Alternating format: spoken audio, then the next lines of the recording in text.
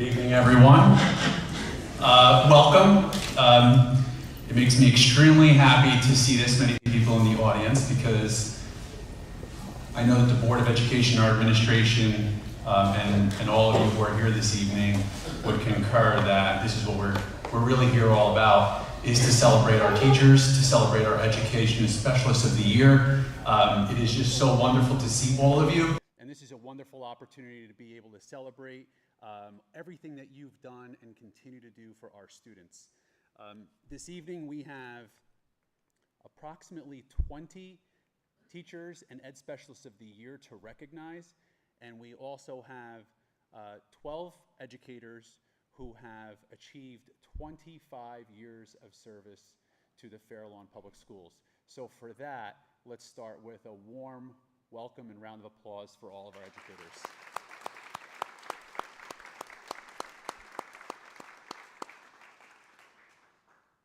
So the way we're going to do this evening is we have some tokens of appreciation from our Board of Education, our district, for each of our educators this evening. We will go through each of our educators this evening. We'll have a few words that I will highlight about the recognition and accomplishments and the contributions that they have made to our students and to our schools. We'll come on up here, we'll have a little photo that we will take to celebrate and commemorate, and then we'll celebrate everyone throughout this process. So first off, we're going to start with Fair Lawn High School. So first we have Marco Infante, and Marco is a dedicated educator holding a master's degree in educational leadership and a bachelor's degree in mathematics from Montclair State University. He began his career 11 years ago and has been with the Fair Lawn Public Schools ever since. He currently teaches pre-calculus honors, AP statistics, honors statistics. Marco's educational background serves as the foundation for fostering cross-curricular connections among students in his classes, enriching their learning experiences. Marco's energized personality and candor promotes student success by encouraging our students to build on their strengths and appreciate their challenges and to get excited about their learning. Please join me in congratulating Marco Infante.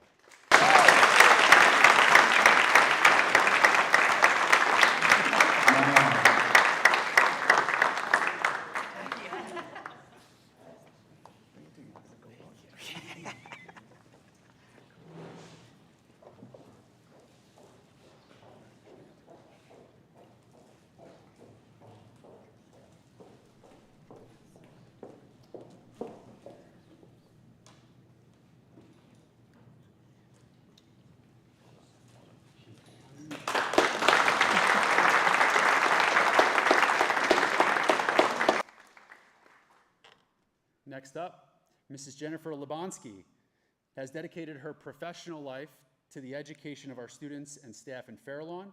She began working at the high school in the fall of 2005 as a math teacher.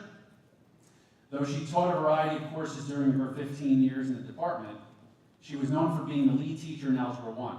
Beyond the classroom, Jen was the assistant coordinator of student activities, student government advisor, the assistant cross-country coach, and the distance coach for spring track and field. Holding master's degrees in both ed leadership and educational technology, it was a natural transition to become instructional tech coach, and now serving in the capacity of administrator overseeing the math department this past year in a lead position. Welcome, congratulations, Jen Lebonsky.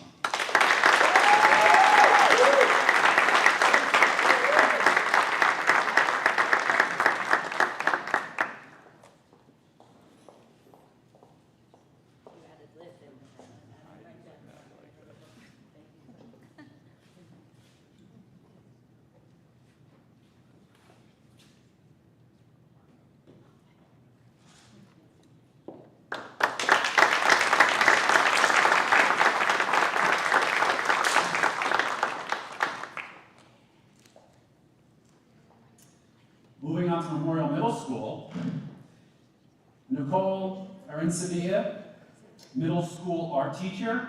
Nicole has been sharing her talents with Fair Lawn students for 9 years. She has the ability to ignite creativity and imagination in all of her students. Nicole has created a learning environment that serves as an inclusive space where artistic expressions knows no bounds, fostering an environment where everyone feels valued and empowered.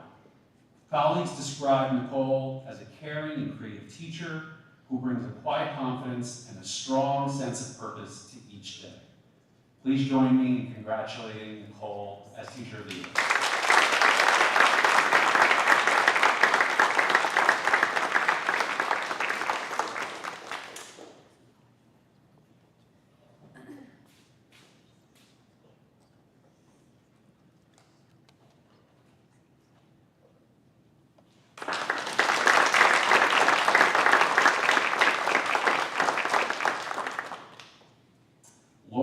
Carino Policastro. You clap all you want tonight. Laura has been a paraprofessional for Fair Lawn for 20 years. Beginning her career at Forest Elementary School, she later extended her expertise to support Fair Lawn students at the Children's Academy before finding her calling at Memorial, where she has been an invaluable asset ever since. Colleagues describe her as a go-getter who consistently creates diverse opportunities for student development. Her exceptional ability to engage all students, coupled with her selfless nature, embodies her commitment to placing others' needs before her own. Congratulations, Laura.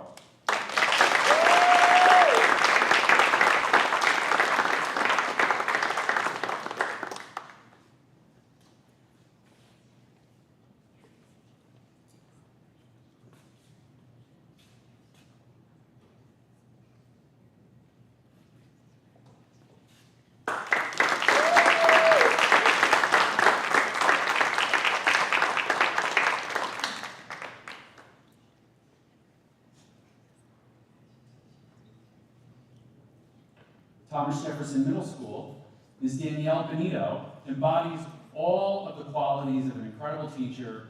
As a 7th and 8th grade English teacher and our school's reading specialist, Ms. Benito has worked with students who have varying levels of ability. She consistently creates lessons based on best practices to meet their needs, learning styles, and personalities. In addition to her presence in the classroom, her expertise is often sought after to rewrite curriculum, incorporate new mandates, or offer strategies to help students. Please congratulate Danielle Benito.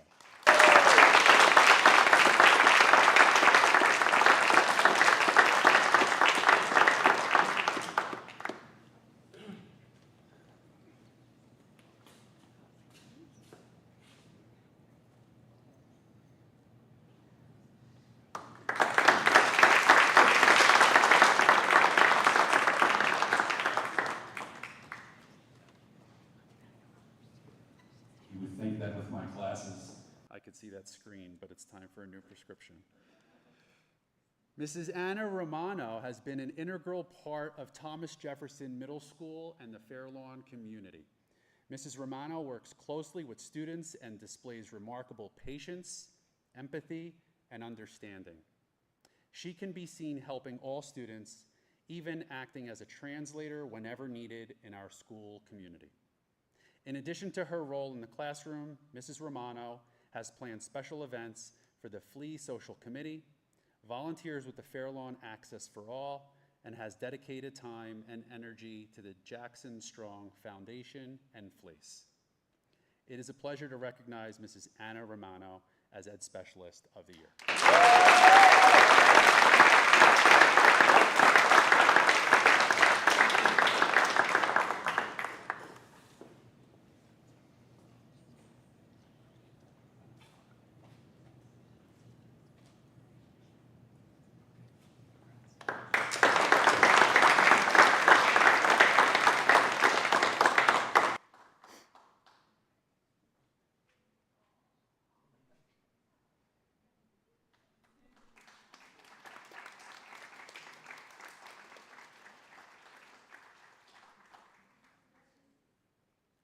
Jenna Lasser is a 3rd grade teacher who has been teaching at Milnes for 11 years.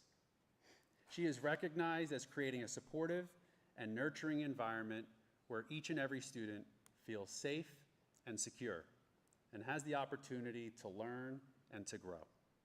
She serves on the Character, Education, Spirit, and School Climate Committees.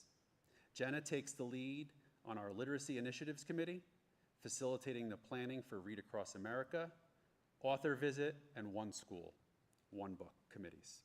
Her colleagues describe her as a leader, true friend, and mentor to many. Jenna is always professional and ready to assist her students and the staff at Milnes. Congratulations, Jenna.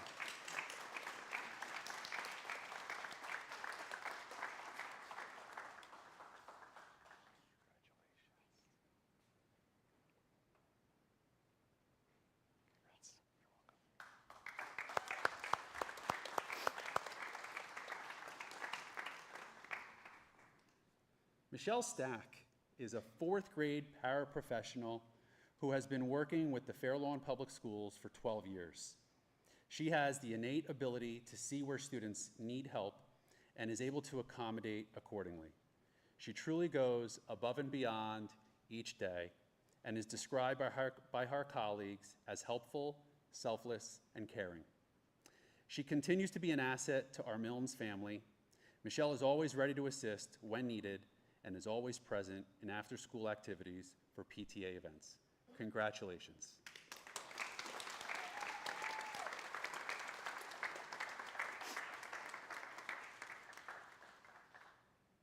Congratulations, Michelle. You're very welcome. Nice to see you too. Thank you. Congratulations.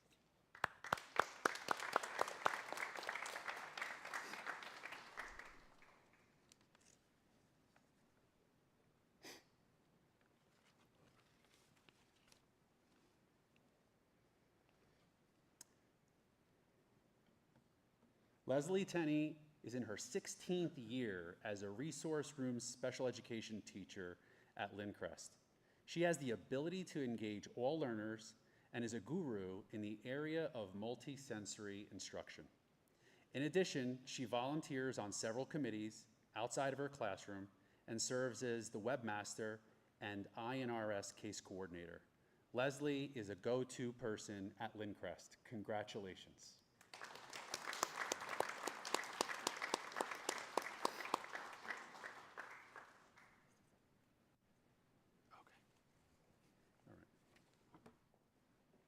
I told you I needed a new prescription. We're going to stick with Lindcrest. My apologies, and Leslie could not be with us this evening. So at this time, we're going to recognize Christine Montalto.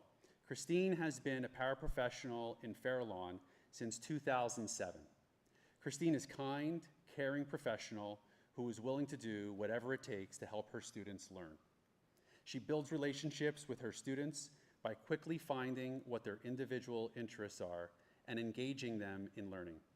Christine brightens our halls with her smile each and every day. Congratulations, Christine.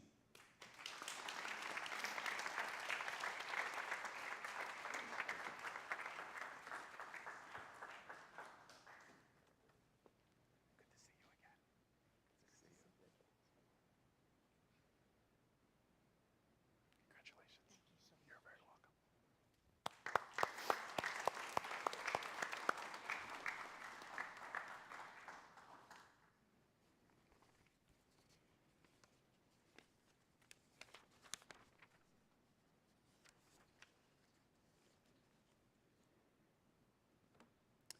Haley Larson is a fourth grade teacher who has been teaching at Forest School for 3 years. She is recognized for creating a safe, inclusive, and challenging learning environment for her students. She has an innate ability to build students' self-esteem while continuing to encourage learning and academic growth. One of Haley's students stated that she, quote, wants to work hard in Mrs. Larson's class because I respect her as my teacher, end quote. Congratulations, Mrs. Larson.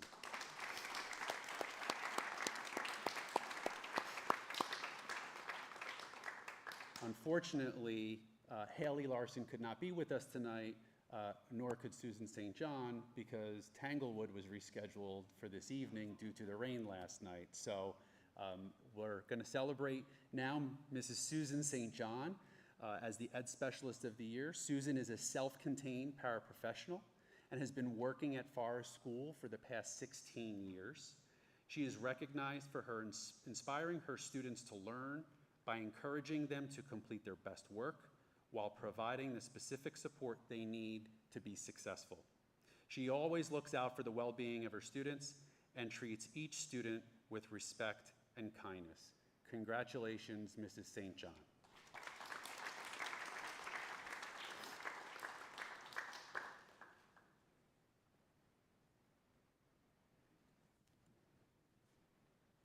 Moving on to Radburn School, Norma Chorlian is a fourth grade teacher who has been teaching with Fair Lawn Public Schools for 15 years.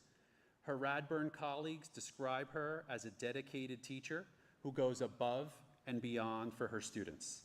She received an overwhelming number of nominations as a testament to her influence and impact on our school, our students, and the staff.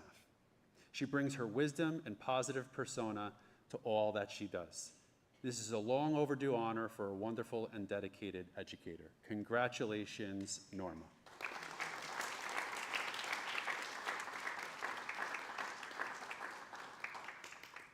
Cheryl Solomon is a first grade paraprofessional and has been working with the Fair Lawn Public Schools for 6 years.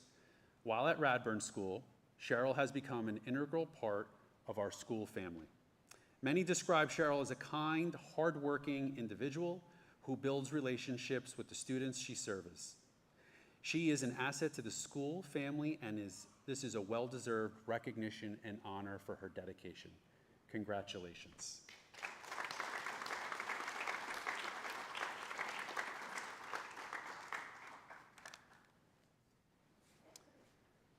Kimberly Alessio is a preschool integrated teacher who has been teaching at Edison School for 4 years. She is recognized for bringing positive energy to her classroom and a collaborative approach with her colleagues. Kim is described as being kind and patient with her students, adaptive to their individual needs, and builds supportive and respectful relationships with the parents of her students. Congratulations, Mrs. Alessio.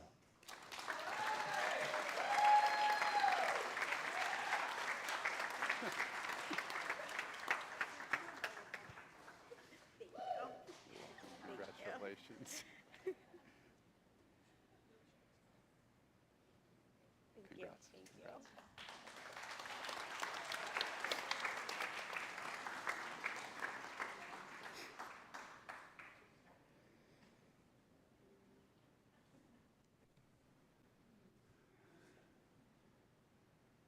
Sayaka Stankus, better known as Ms. S, as she is fondly known by her students and staff at Edison School, has been a paraprofessional for 3 years.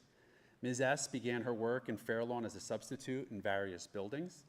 She is described by her colleagues as patient and thoughtful with a calm demeanor.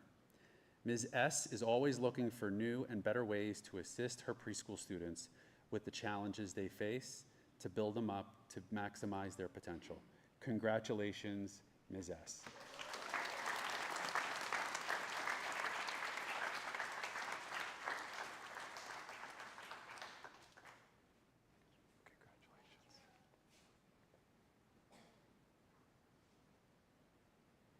Congratulations, you're welcome.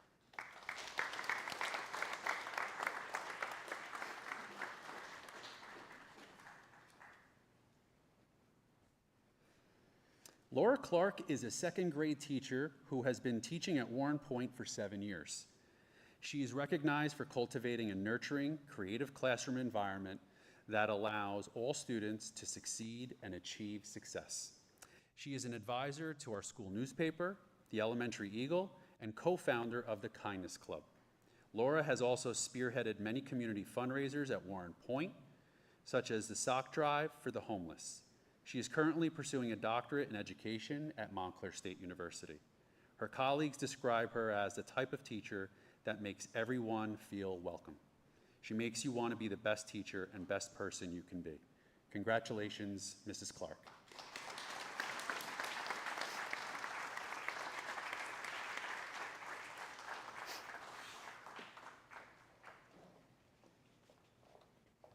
Congratulations, Laura. You're very welcome.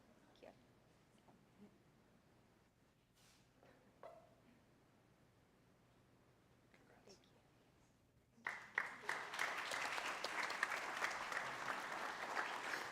Thank you.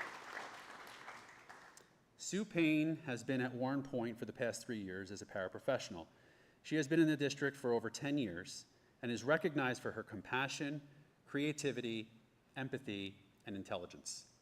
She is an active member of not only the Warren Point community, but the Fair Lawn community as well, serving on the board of the Fair Lawn Athletic Club. Her colleagues say she has the knowledge of a veteran teacher and is able to think on her feet and implement effective strategies at a moment's notice. She always finds the strengths of those she is around and works to build their confidence. Congratulations, Mrs. Payne.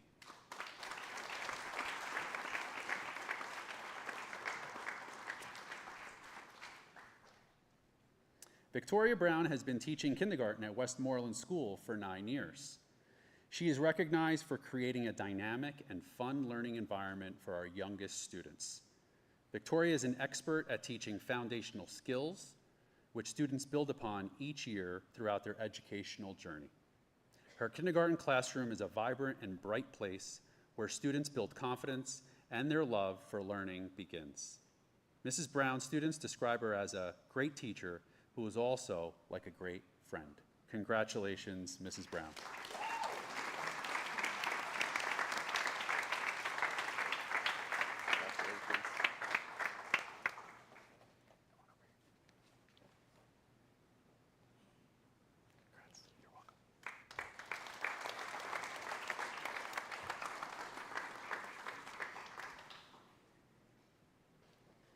Katie Wiseman has served Westmoreland School as a school psychologist for the past 5 years. Katie is recognized for her comprehensive approach in supporting special education learners on their educational journey. She maintains open lines of communication with parents and our instructional team to find creative solutions, which ensures that all students will become successful. Katie's colleagues describe her as a very knowledgeable, collaborative, and caring team member with a sense of humor and a huge heart. Congratulations, Mrs. Wiseman.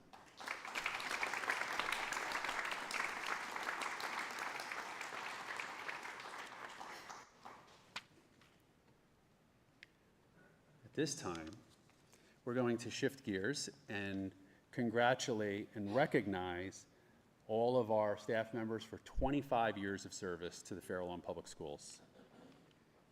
First, Allison Borhill-Tumser.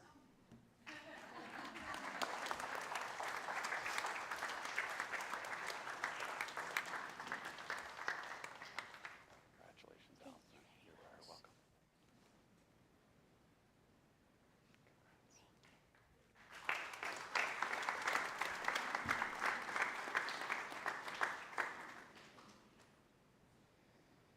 Cheryl Correa.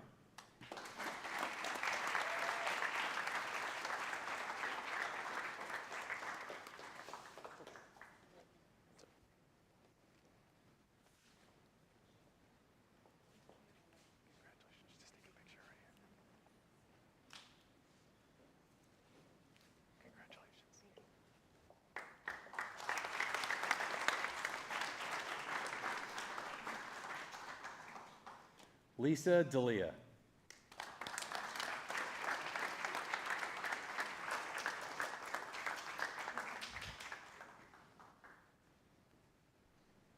I'm getting my steps in tonight.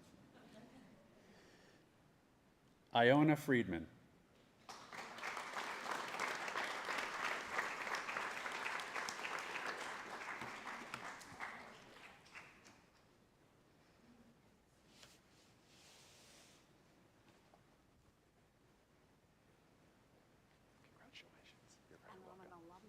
Oh, congratulations on that, too. Good for you. With the ladies, huh? Congratulations.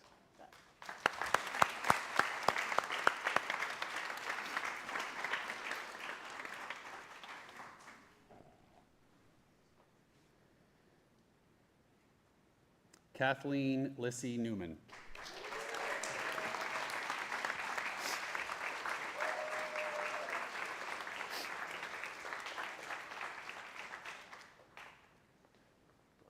Section. I love it. I love it. Congratulations.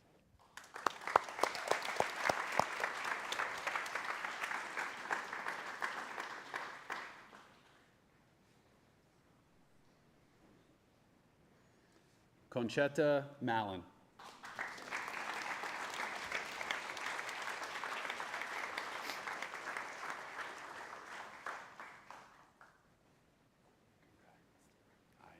Practiced. Congratulations. Congrats. You're very welcome.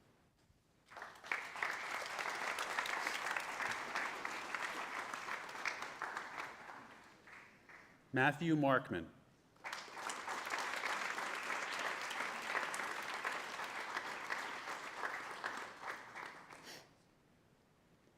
Christine McSpirit.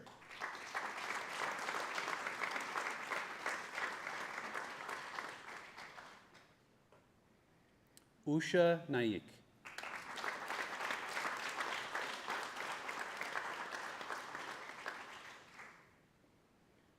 Kathy Sienkiewicz.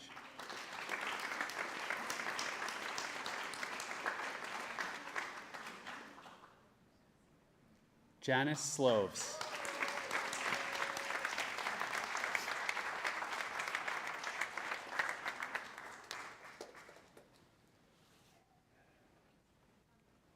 Take your time. Good for you. You got $1 million bucks. Jogging soon. Congratulations. Thank you. Congrats. Thank you so much. You're very welcome. Congratulations.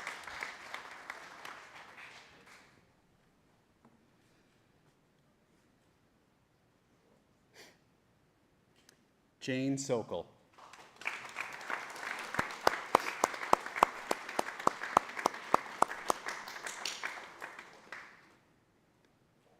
So there is one more recognition that I do want to make this evening that is not up here on the list. So a few days ago, I had a conversation with a very dear member of our team, and it's someone who's committed many years to the Fair Lawn Public Schools in a multitude of roles across many schools, and has served this district for well over 20 years, and has served the public education in New Jersey for about 35.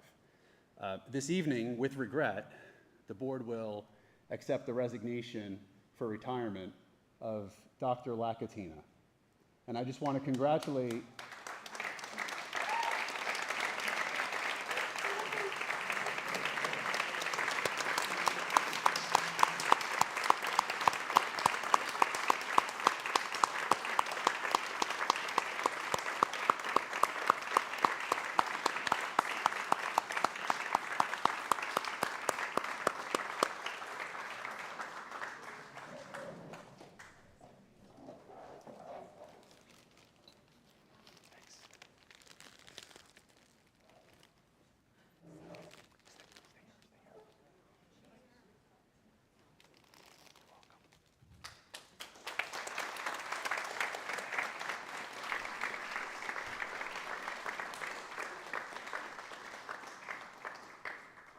And as the new guy in town, I've only been here about 6 months, but what I've seen, not only from the Fair Lawn community, from the parents, from our teachers and educators, from our students, from everybody in the community, the welcoming team approach, inclusive environment to do the best we possibly can for each and every single child. And that is the foundation of this Fair Lawn community. And Dr. Lakatina is a testament to that. And I thank you for everything that you've done to support me and to also support all of our administrators and our teachers and especially our students for well over 20 years. We are grateful and appreciative of everything that you've done for us and for this community. And we congratulate you and wish you well in the next chapter of your career. Thank you.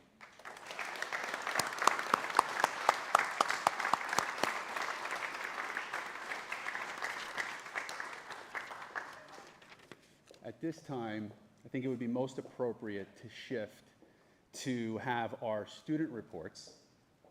And then after that, we can then do a brief pause.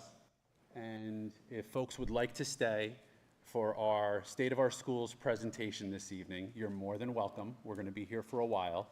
And we have a lot of really exciting, interesting information and updates to provide. If you'd like to depart at that time, you can always watch it on YouTube later. And we'll have a little bit of a break in between. So at this point, I'm going to turn it over to Ms. Mahan. Thank you, Dr. Dionisio. So I'd like to welcome Aiden Maloney and Marina Ginsberg from Memorial Middle School, Abigail Jones from TJ Middle School, and welcome to Lindsay Samuels, the Fair Lawn High School student representative, who will be with us for the duration of this school year into next, correct? Welcome. The floor is yours.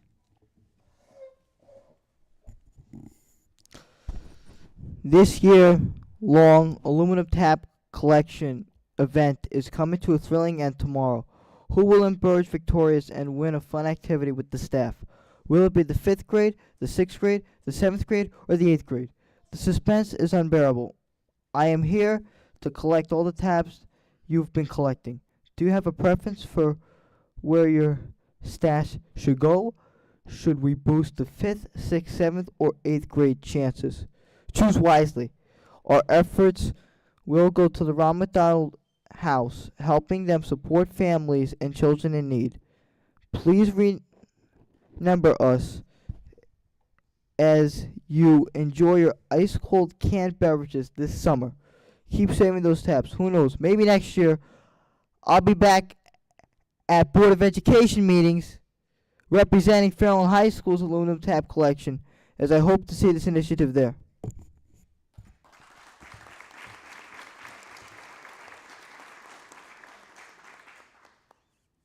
Congratulations to our fabulous music department and all the talented students who dazzled us during spring concerts at both middle schools.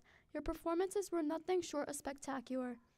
A huge shout out to our Board of Education and Fairlawn Friends of Music, our ever reliable superheroes of the arts. The unwavering support, year after year, keeps our music programs thriving. We couldn't do it without your fantastic collaboration and dedication.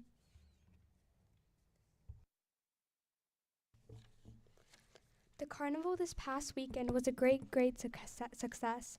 Not only did our PTO raise lots of money for school-wide initiatives, families and friends were provided with the opportunity to gather and enjoy each other's company. Thanks to fundraising efforts of our PTO president, Mrs. Leons, and executive board, students were provided with the opportunity to ride the rides during the school day on Friday at no cost. Students and teachers in each grade level were provided with just 1 hour of unlimited entertainment, and we welcome board members to join us next year for a ride on the Beast. You cannot talk carnival and not acknowledge the efforts of Miss Nicole Welch, former TJ parent and PTO president, for all she did to organize and facilitate this event, even though she no longer has a child at TJ. Thank you.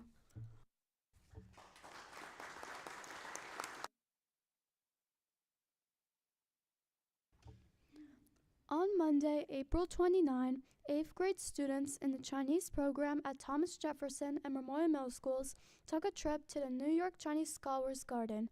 They toured an authentic Suzhou-style garden, a miniature paradise inspired by Chinese UNESCO World Heritage Site, Classical Gardens of Suzhou. The day wasn't just about sightseeing. Students also learned the art of meditation through traditional ink wash painting. Inspired by the serene garden views, they created their own masterpieces. On Thursday, May 16, Memorial students presented their talents at our Memorial's Got Talent showcase. The stage was overflowing with talent. Students were singing, performing traditional dances and ballet variations, playing musical instruments, and more. Memorial teachers also joined the stage and amazed the audience with their performances. A huge shout out to the computer and video production clubs, as well as our amazing teachers for letting Memorial's talent shine.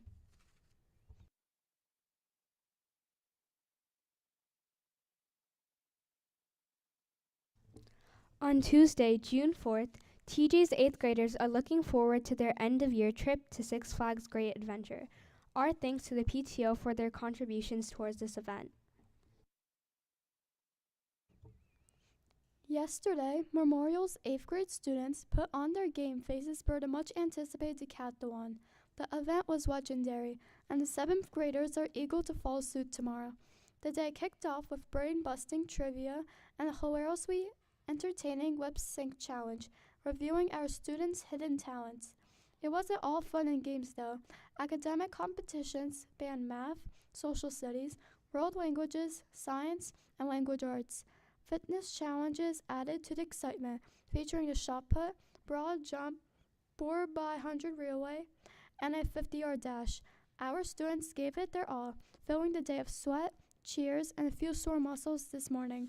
A huge thank you to all the teachers, especially the physical education, for making this character education filled day both fun and challenging.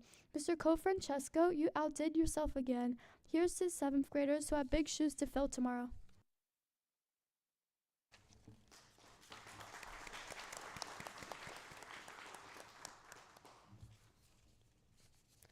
During the weeks of June 3rd and June 10th, Mr. Weaver will be visiting with each 4th grade class at Milnes, Radburn, and Warren Point for a read aloud as part of their transition to middle school. Parents will visit TJ on June 5th for an orientation, and over the summer, our rising 5th graders will visit in small groups of 20 for their A Day in the Life of a 5th Grader in 75 minutes or less orientation. As the school year wraps up, our students have been busy making memories and having a blast. Here's a quick look at our activities. High Notes Festival at Dorney Park. Our musical maestros hit all the high notes and roller coasters. Teen Arts Festival at Bergen Community College. A day of artsy fun where creativity knew no bounds. 5th grade Circle Line Cruise. Future sailors in the making as they navigated the waters of New York, and while also learning about landmarks, both modern and historic, New York City bridges, and Statue of Liberty and Ellis Island. 6th grade at medieval times. Jousting, knights, and a feast fit for royalty. What could be better? 7th grade at Castle Fun Center.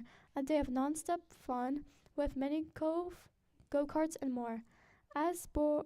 For our soon-to-be high schoolers, the 8th grade is going out with a bang. Bagel breakfast, carbs loading for the exciting days ahead. Yearbook signing, scribbling memories and doodles in each other's yearbooks. Dance, busting moves and making memories on the dance floor. Moving up ceremony, celebrating the 8th grade journey with pomp and circumstance. Trip to Rye Playland, a day of thrills and spills at the amusement park. Trip to West Point, honoring Points of Light recipients with a historic adventure. Beach bash, sun, sand, and surf to say goodbye to middle school. High school common ground, getting a taste of what's to come in high school. While the 8th graders are living it up, we're also gearing up for the future stars in middle school.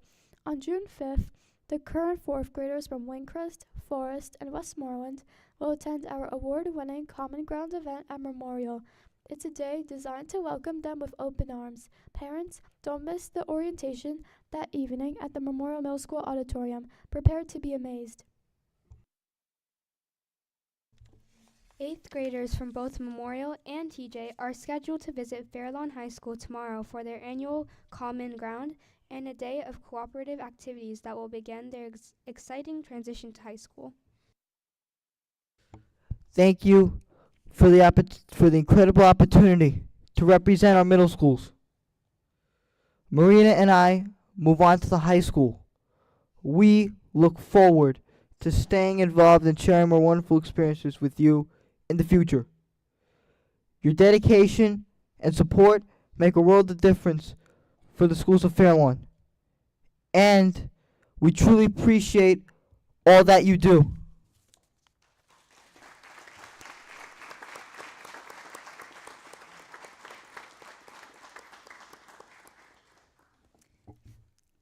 Lindsay. Hello, everyone. As Ms. Mahan said earlier, my name is Lindsay Samuel. I'm a rising senior at Fairlawn High School, and I'm honored to be sitting before you as the Board of Education representative of the 2024 to 2025 school year. I see several familiar faces that I've encountered at student dialogue meetings during my last 3 years at the high school, and I just wanted to take this moment to say that it's an honor and privilege to be with you today, and I'm thrilled to finally be at a real Board of Education meeting to continue to represent the voices of Fairlawn High School. I'm looking forward to working closely with you all in the coming year. And now I will begin to share with you Fairlawn High School's recent endeavors. So, right before Memorial Day weekend, the student government hosted the SGA and class council elections for our 2024 to 2025 officer positions. We look forward to welcoming and working with our new officers in the upcoming school year. In addition, we're starting to plan for Marathon, which is happening on June 14th and 15th. If you're interested in donating to Marathon or want more information, you can contact Michelle Stern at mstern@fairlawnschools.org. The senior class also had a successful prom last night, May 29th, at the Terrace at Biagio's. And all of our clubs and student activities are winding down for the year. and holding various end-of-year celebrations. As the middle schoolers have mentioned, Fairlawn High School is excited to host Common Ground for 8th grade students tomorrow. This is the first shared experience for 8th grade students at both middle schools. We're excited to participate in building tours, team bonding activities, showcasing our sports and activities, and more. And on a less exciting note, as the school year is coming to a close, we're preparing for finals, which are starting on June 11th. And all in all, we've had a successful school year at Fairlawn High School, and we're looking forward to continued success the next school year as well. Thank you.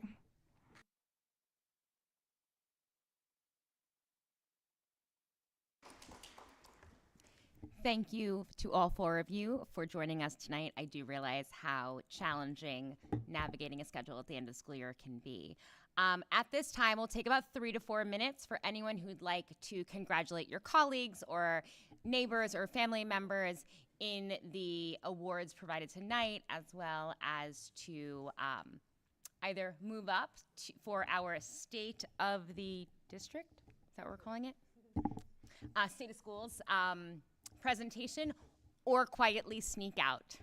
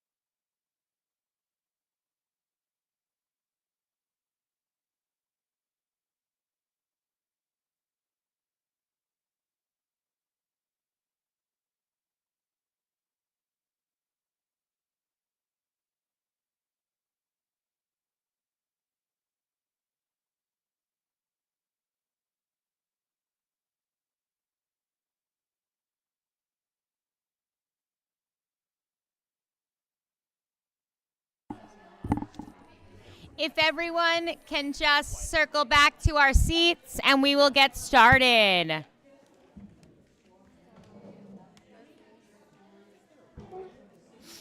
Oh, terrible. And they're cold.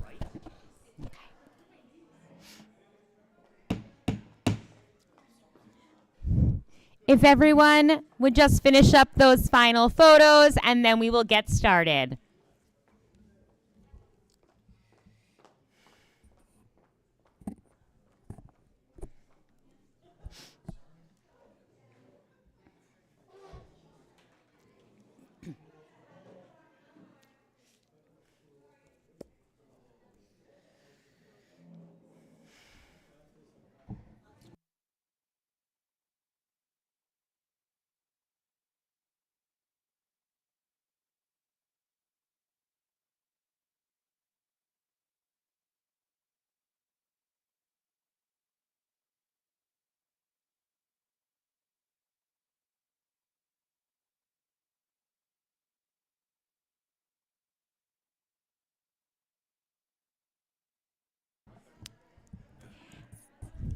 At this time, I will be opening the floor to Dr. Dionisio for the State of Our Schools presentation.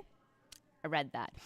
I'm going to ask that our board and those administrators sitting at the dais please join us in the front row so that we can see the presentation.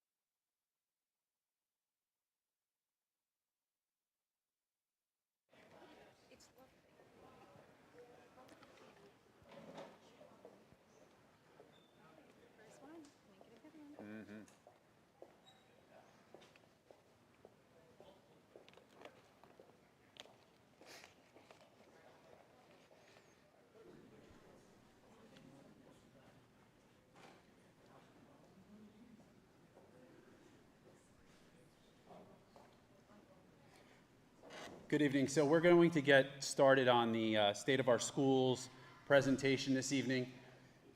This presentation will actually be uploaded to the district website tomorrow. First and foremost, I'd like just to thank all of our central office administration, our supervisors, our administrators, everyone who contributed to putting this together. Not only the presentation that you're going to see this evening, but also obviously all of the work, the culmination of all of the great work that's happening in our schools each and every single day. And the spirit and intent of this presentation this evening is really to take a high-level look and to provide an update to the board and to the public around the status of our district goals. So each year, the Board of Education and the administration establish goals. And in a school district, the size of Fairlawn, with nearly 35,000 residents, 5,700 students, almost 1,200 staff members, 10 schools with one mission, and a $150 million budget, all inclusive. It's an incredible amount of work that goes into meeting the needs of our students each and every single day. So with that, we need very clearly articulated shared objectives that we can go and make sure that we're delivering on actionable plans. I did take the liberty to condense the goals into 3. And the reason for that is, as the board will recall, last summer, prior to my arrival, the board had established 3 goals. And then later in, I believe it was March of 24, when I became the superintendent, there was a requirement to then establish new goals. So I kind of merged them together, and you see them here. The one goal is related to the superintendent entry plan, to be able to provide an update for the Board of Education on my findings over the first 100 school days here in the Fair Lawn Public Schools. The second goal covers all of the district initiatives, including but not limited to career and technical education and vocation, world languages, gifted and talented, student and staff well-being, tiered academic systems of support, and our student enrollment and capacity study progress. We will hear a lot on those goals later this evening, and we will then talk with goal number 3 around the Community Leadership Council. So actually, for the purposes of tonight's presentation, I will present in the order of goal 1, then goal 3, and then we will shift to goal 2. So first, before we get started, just to provide a high-level overview of the purpose of an entry plan is really to make sure that we're engaging all of the stakeholders within our community, prioritizing community building, and then leveraging all of the data and resources in order to be able to, as the new superintendent, learn about the community, then to also be able to engage and get to know the community members, making sure that I'm getting to know our students, our staff, our parents, civic leaders within the community, our religious leaders. And it's really about listening, learning, and then leading, to be able to make sure I have an opportunity to understand where the needs of the district are, and then where we can mobilize all of our time, talent, and treasure in order to be able to accomplish our goals. Not unlike any other community, and the larger the community, the more competing demands you have, there are going to be a lot of people who want us to accomplish a lot of different goals. So that's why it's really important to capture as much voice as possible through the process in being able to navigate all of the competing demands, make sense of the information that we're able to hear, and then be able to utilize that information to establish actionable steps moving forward. So first and foremost, as part of the entry plan, goal setting is extremely important. Then stakeholder engagement, which I'll briefly talk about, along with how we collected data and analyzed it, and then how we're going to now prioritize actions moving forward. A little small for you to probably be able to see here, but the stakeholder engagement part on the left-hand side just talks about how we actually engaged our stakeholders. So I met with approximately 40 administrators, supervisors, and staff members through what I call lunch and learn sessions, where our staff members prepared a SWOT analysis, the strengths, the weaknesses, the opportunities, the threats or tweaks to their department, schools, to make me aware of the areas that are really critically important. So that way I can best understand how to support them in their schools and their departments. Those times with those staff members was incredibly powerful and useful. We created focus group sessions with parents. We created point of pride walkthroughs in each of our schools and each of our departments, walking through classrooms, getting to meet teachers and getting to be with all of our staff members and our students. We did schoolhouse visits, and then we did parent coffee and conversations. All inclusive, I've had the great fortune of meeting with over 100 parents one-on-one or in focus groups, incredibly powerful. And all of those interpersonal sessions are incredibly useful, but certainly does not capture the whole community with 35,000 residents and with all of the students and parents in our community, which is where Thought Exchange came in. And Thought Exchange was incredibly helpful in allowing us to leverage the technology to be able to hear the voice of folks in our schools. So we're going to talk about that in a little while. And then setting the priorities within our schools, really taking a look at seeing what the data says to us, and then what we need to do in order to be able to move forward. Phase 1 was my transition from August to October. Phase 2 was the entry, my first 3 months on the job. And Phase 3 was now the most recent 3 months to really try to coalesce all of the information and be able to make sense of it by meeting with our team members. These were just the 3 goals that were established.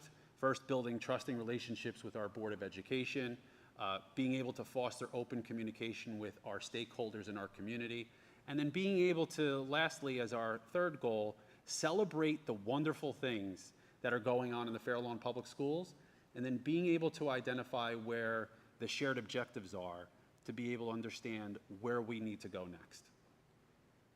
So this is a word wall that came out of actually Thought Exchange. I think it's a really great photo picture that really encapsulates some of the sense of where the community is at through the Thought Exchange platform. As you can see, there are some large words and there are some small words. The larger the word, the more often the comments were made in Thought Exchange, and the more often they were rated as popular comments.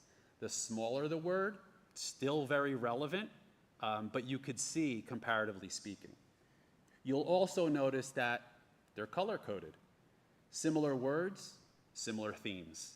So Thought Exchange will actually create a themed pattern where there's commonalities. So things that are green, for example, bathrooms, and the word improve, demonstrates to us that, and we'll talk a little bit about it later, what the feedback was. Specifically there, that we can use renovations and maintenance and support in our restroom facilities, that they need an upgrade.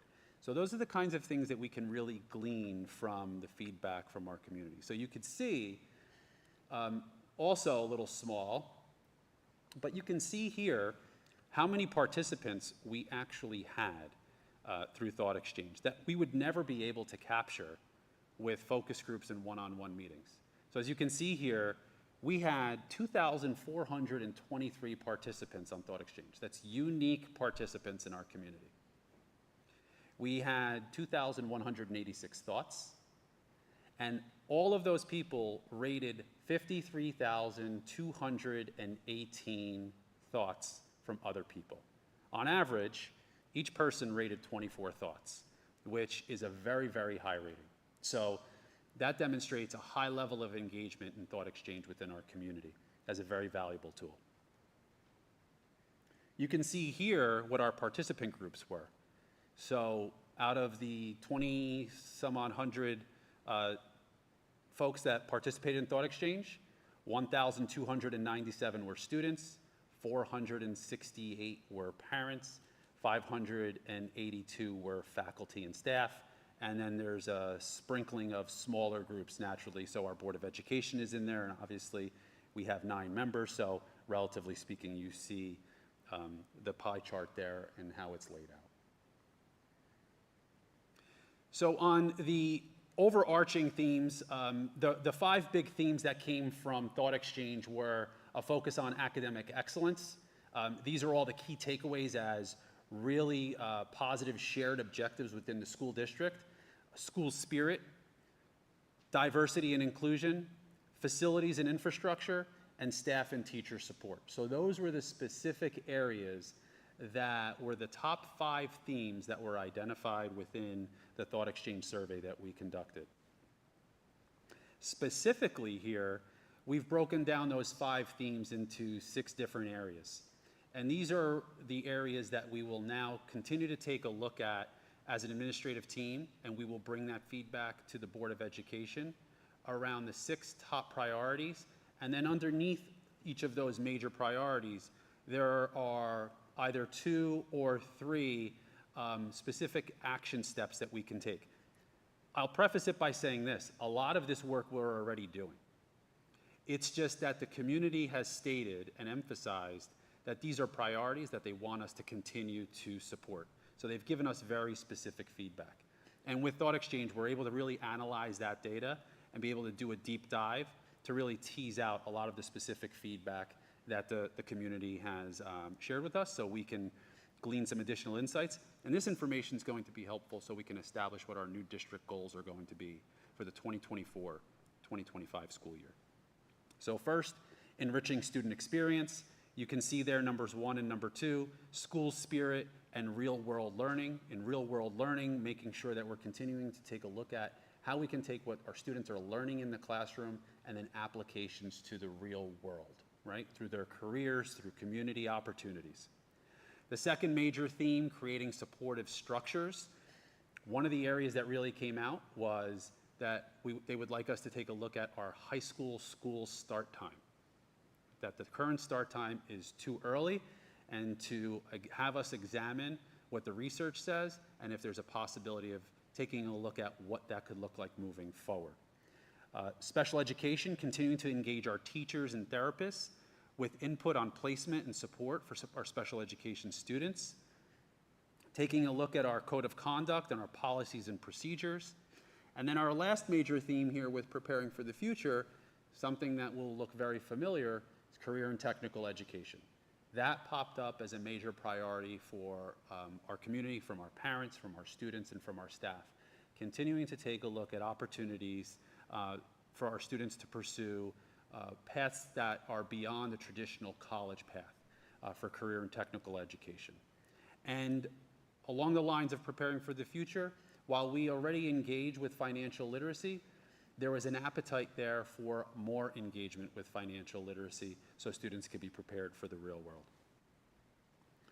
The last three overarching goals: creating inclusive environments, initiatives around anti-bullying, creating inclusive environments, cultural celebrations, diversity and inclusion.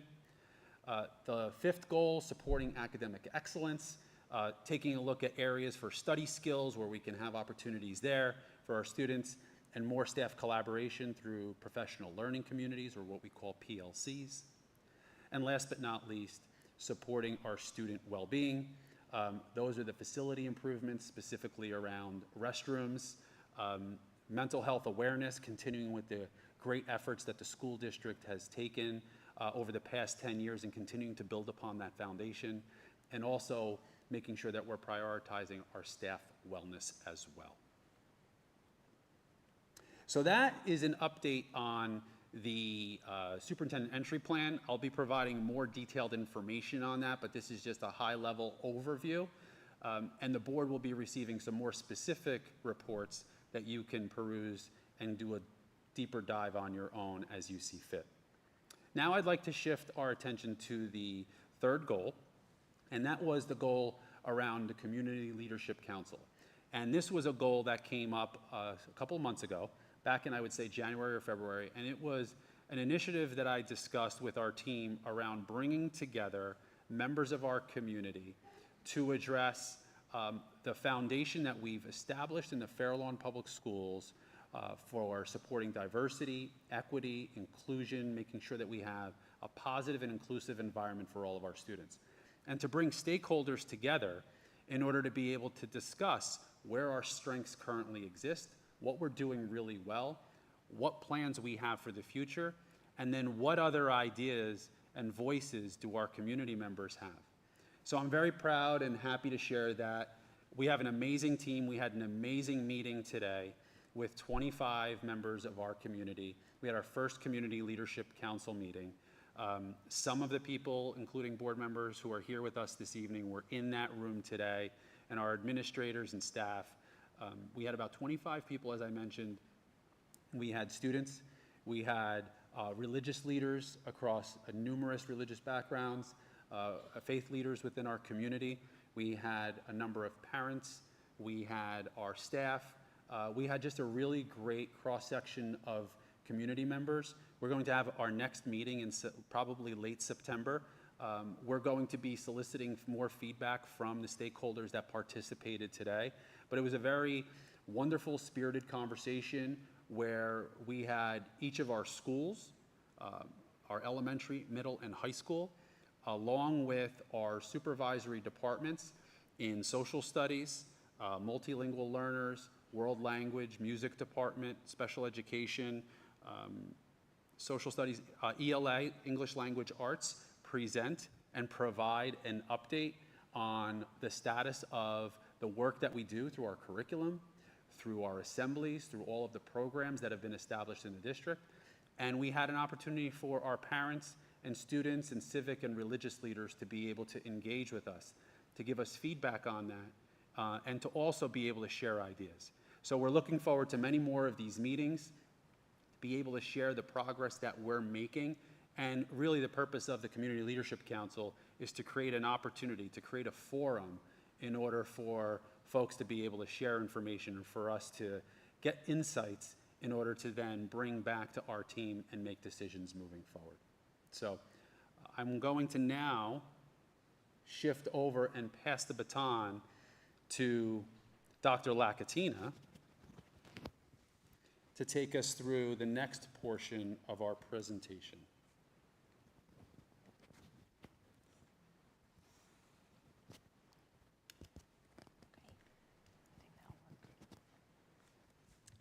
Good evening, everybody. I'm going to walk you through some of our district goals and initiatives that we've been working on this year. The first one is career and technical education. And we have done a great deal of work on this throughout the year. We currently have 3 programs: architecture and construction, childcare, and finance. And we have held multiple meetings with the advisory groups throughout the school year. We have several more coming up for each of those programs. We began to develop our child care courses. We had 2 courses that were run this year, and we're really happy to announce that we have doubled the enrollment requests for these courses for next year.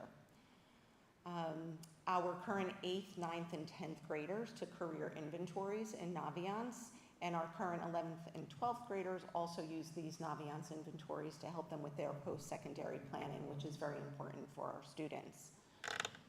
We are going to continue to have ongoing discussions about possible CTE expansion to other programs. One such possibility is vocational theater.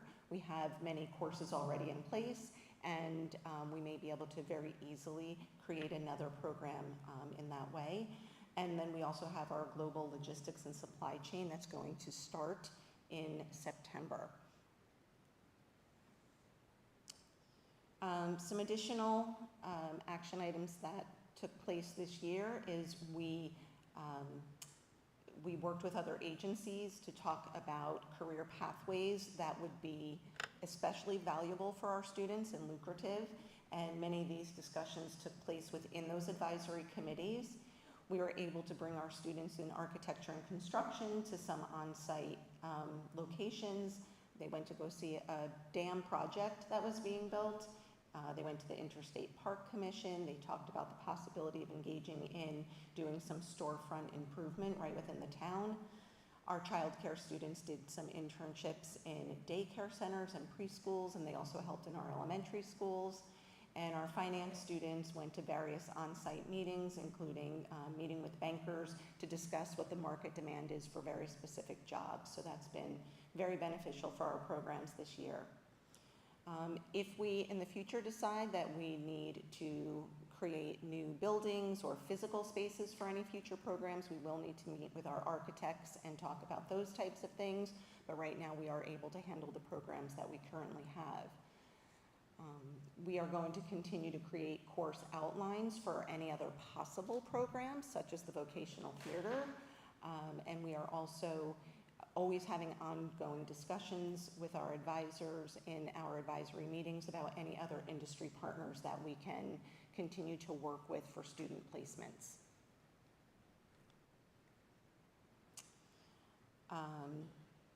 We met with our finance and, we met with the education committee meeting members on December 7th, where we presented on the global logistics and supply chain. There was no real budget impact that we needed to discuss with any of those programs. We also did a survey of our students, and I'm going to go into more detail about that in a little bit, to ask them about their interest in possible CTE as well as vocational programs. And then we are right now in the middle of completing our annual needs assessment, and we will be creating and filling out the application, which comes out in June or July, in case we want to apply for future programs. And just a picture of some of our students in New York at Bank of America, where they got to sit in a conference room and speak with some of the bankers during one of their field trips. I'm going to ask Mrs. DeFranco to come on up.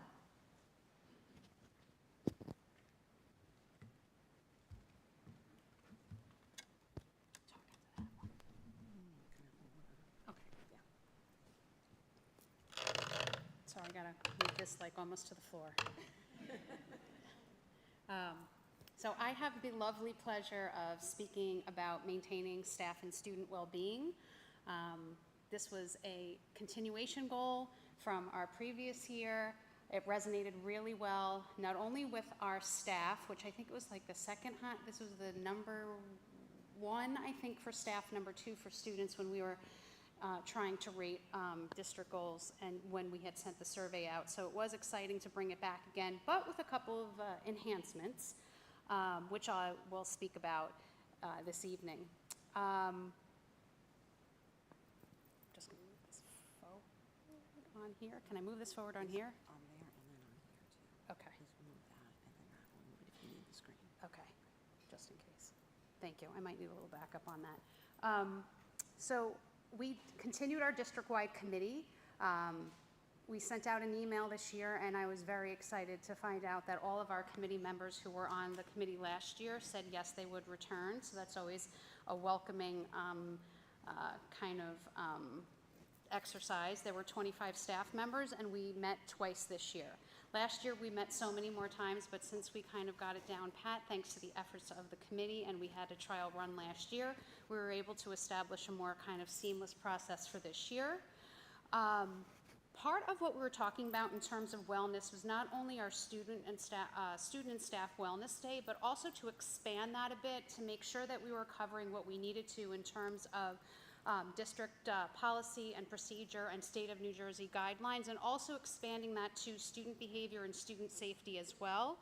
You'll see that last year we approved our school threat teams, and on our next agenda you'll see them again for June. This is a requirement by the state of New Jersey, and also something that we want to keep in our building to keep students and staff safe, so that we have a forum where if there is any at-risk behavior where a student might be in crisis or in need, we could properly assess that and work to provide intervention for that student. Moving into that, we created a workflow for staff to follow so that if they received any sort of risk or risk statement, they knew what process to follow. That was expanded upon this year and presented at on our PD days in October and January. And also with the approval of the Board of Education last year, we implemented our Gaggle online system, which is an online, which tracks student information and responses on our Microsoft and Google platforms.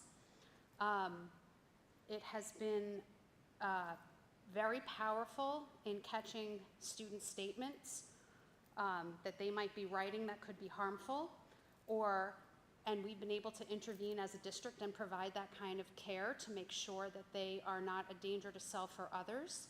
And it has also been a good way for us to track what students are talking about, where we might need to intervene in terms of our education and also our SEL curriculum.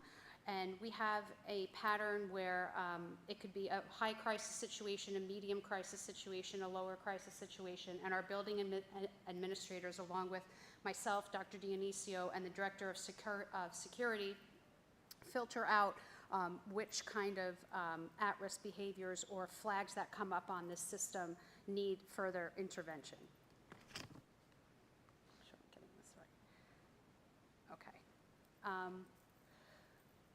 Very excited to announce that we offered this year, thanks to our dedicated staff, De-Stress to Play Your Best, which was small groups for our student athletes.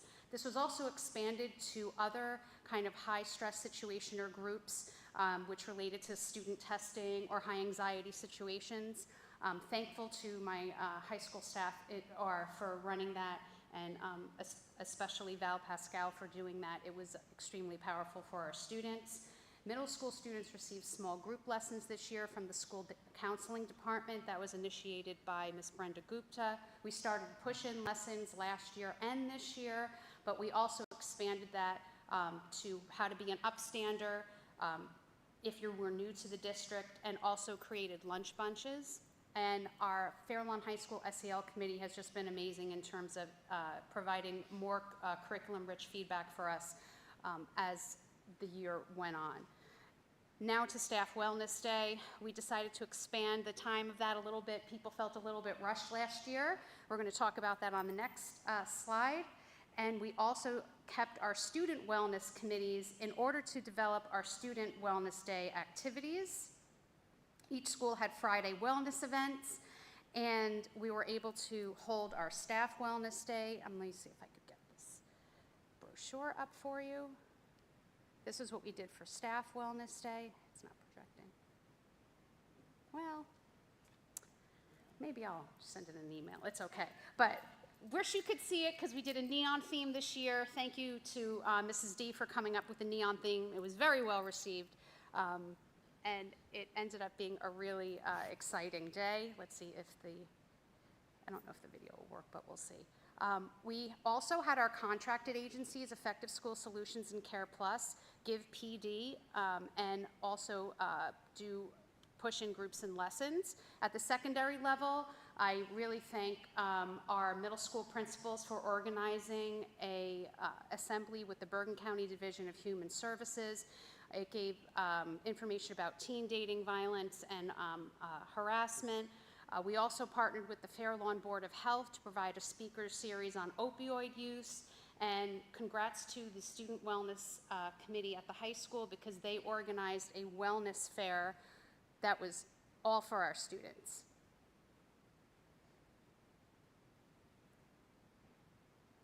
And will this start playing if I press forward? This is a sample of our student wellness activities.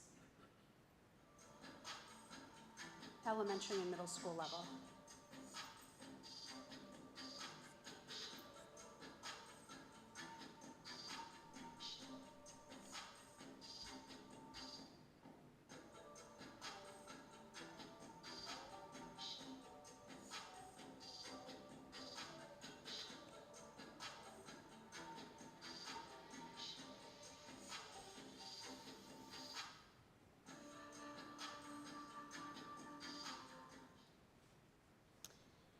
That only captures a very small sample of the kind of wellness activities that were completed, and I just want to let you know that in a couple of those pictures, students were actually leading those activities, leading the yoga series, leading the scavenger hunt, so that just really bodes well for their future and their confidence. And here was our Fair Lawn High School Student Wellness Fair. Various community members came in to showcase what they could offer in terms of martial arts, yoga, volunteering in the community. Different clubs showcased different events that they were able to provide, interaction and just connections to our community. The students just loved it. And more pictures. There was a karate chopping board. Mr. Gorski participated in that. He did a wonderful job. And here's our Staff Wellness Day. Just a sampling of all of the different events, arts, cooking. We had our high school administration do a repeat, a little bit of a different of a segue from Dumpling Dudes last year to Smash Brothers this year. So thank you to Mr. Aiello and Dr. Hesney. That was really a lot of fun. And also physical fitness activities, crafting activities. And thank you to the wellness team who really pulled it together, all of the people on the committee. And they were just so excited and so happy to do this, and they gave their time. So I really thank them, and I really thank everybody that was involved.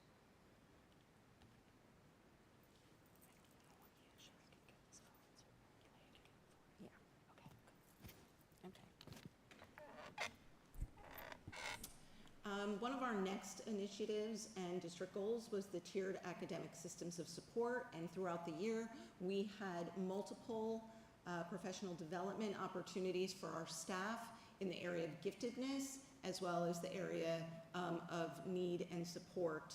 So all ends of the spectrum. You can see that in August and September, November, January, we had all kinds of training, whether it was with DIBELS, which is an assessment of early literacy skills, what is giftedness, differentiation, and how to create different tiered structures of support for our students. Again, we provided that professional development throughout the year. We worked with some outside consultants, and our supervisors, especially of ELA and mathematics, did a great deal of work with their literacy coaches in a variety of areas, whether it was with our Hegarty Phonics program, creating opportunities for students in their personal learning time as well as in their math time in order to address the individual needs of students in small groups. And so we developed a vision of what we believed an MTSS structure or process should look like. We looked at our current practices and made suggestions for improvement. We took a look at our 5th and 6th grade, specifically in the area of math. We created a math cadre, so a team of teachers that got together and worked with our math supervisor. They created various opportunities to, again, focus specifically on certain skills that students were struggling with. We did math mixer groups where teachers shared students for different skills. They created common materials that all of our teachers could use.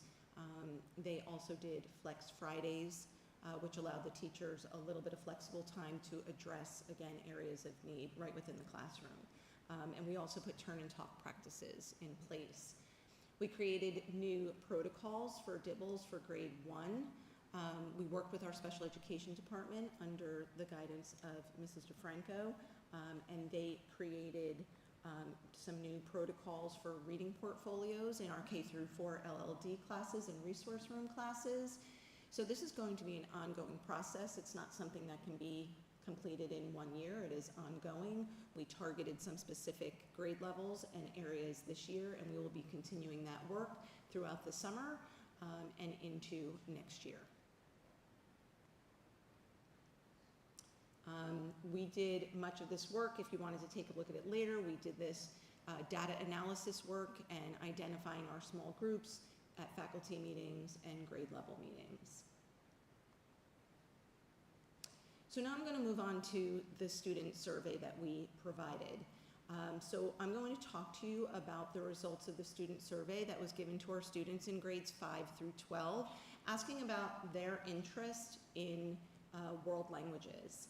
So our world language supervisor, Liliana Lopez, reviewed this research that was conducted in 2019, where they reached out to over 1,200 businesses, small, medium, and large businesses across a variety of different occupations and business topics, I guess. And they asked them, are you in need of people that speak world language? And if so, what is that need?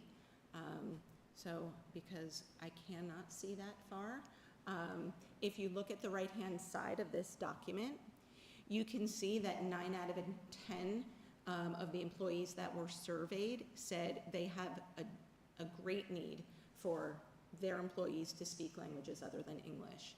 Spanish was the one that was one of the highest by far. And there's also quite a large gap in the employees that they can find that are able to speak Spanish. Chinese was next, followed by French, Japanese, German, Russian, Arabic, Italian, Korean, Hindi, and Portuguese. Interestingly, the 3 languages that are in the greatest demand, according to this research, are the 3 that we currently offer our students here in Fair Lawn. So Spanish, Chinese, and French. So when we put together the survey, we asked our students about these languages because we know that they are the ones that are in demand when the students go on to their careers. We also included American Sign Language, and we also included Hebrew in the survey. So the results of that survey, we asked the question, in which language course would you most likely enroll? And you can see what the results are. That shows you the percentages of students that said, oh, well, my first choice of a language would be Spanish, with 26.8% of our students saying that's the language we would want to take as a first choice, followed by Italian, American Sign Language, Russian, Hebrew, French, and so on. Then we said, well, if that language choice is not available, what would be the next language you would want to choose? Once again, their second choice was, hold on, I'm sorry, that did not advance. Again, Spanish came at the top, followed by Italian, American Sign Language, French, Russian, Japanese, German, etc. And then we asked them a third question and said, well, if neither of those languages are available, what would be your third choice? And here it was a little bit different than our other 2 questions, and Italian rose to the top, followed closely by ASL and French, and then Spanish, followed by Japanese, Russian, German, etc. But what we really wanted to do is we wanted to take a look across all of those choices, right? So we can see their first, second, and third choices, but we wanted to come up with a way to say, well, what were the most frequently requested or popular language choices? So what we did was we ranked, we did a weighted count of the language choices. So anytime a language was chosen as somebody's first choice, they got 3 points. If somebody mentioned a language as their second choice, it got 2 points. And when a language was mentioned as somebody's third choice, it got 1 point. And then we, did the math. So 10 students said, I want to take Spanish as a first choice. We multiplied it by 3, right? Got 30, and we did that for each of the weighted counts. And so here you can see the weighted counts, which gives us a little bit of a broader look at, again, what were those answers that kept coming up time and time again, whether it was a first, second, or third choice. By far, no surprise after you saw the other results, Spanish came up, followed by Italian, American Sign Language, French, Russian, Japanese, Hebrew, German, Arabic, other languages that were not included on this, Korean, Portuguese, Polish, Mandarin, Chinese, and Hindi.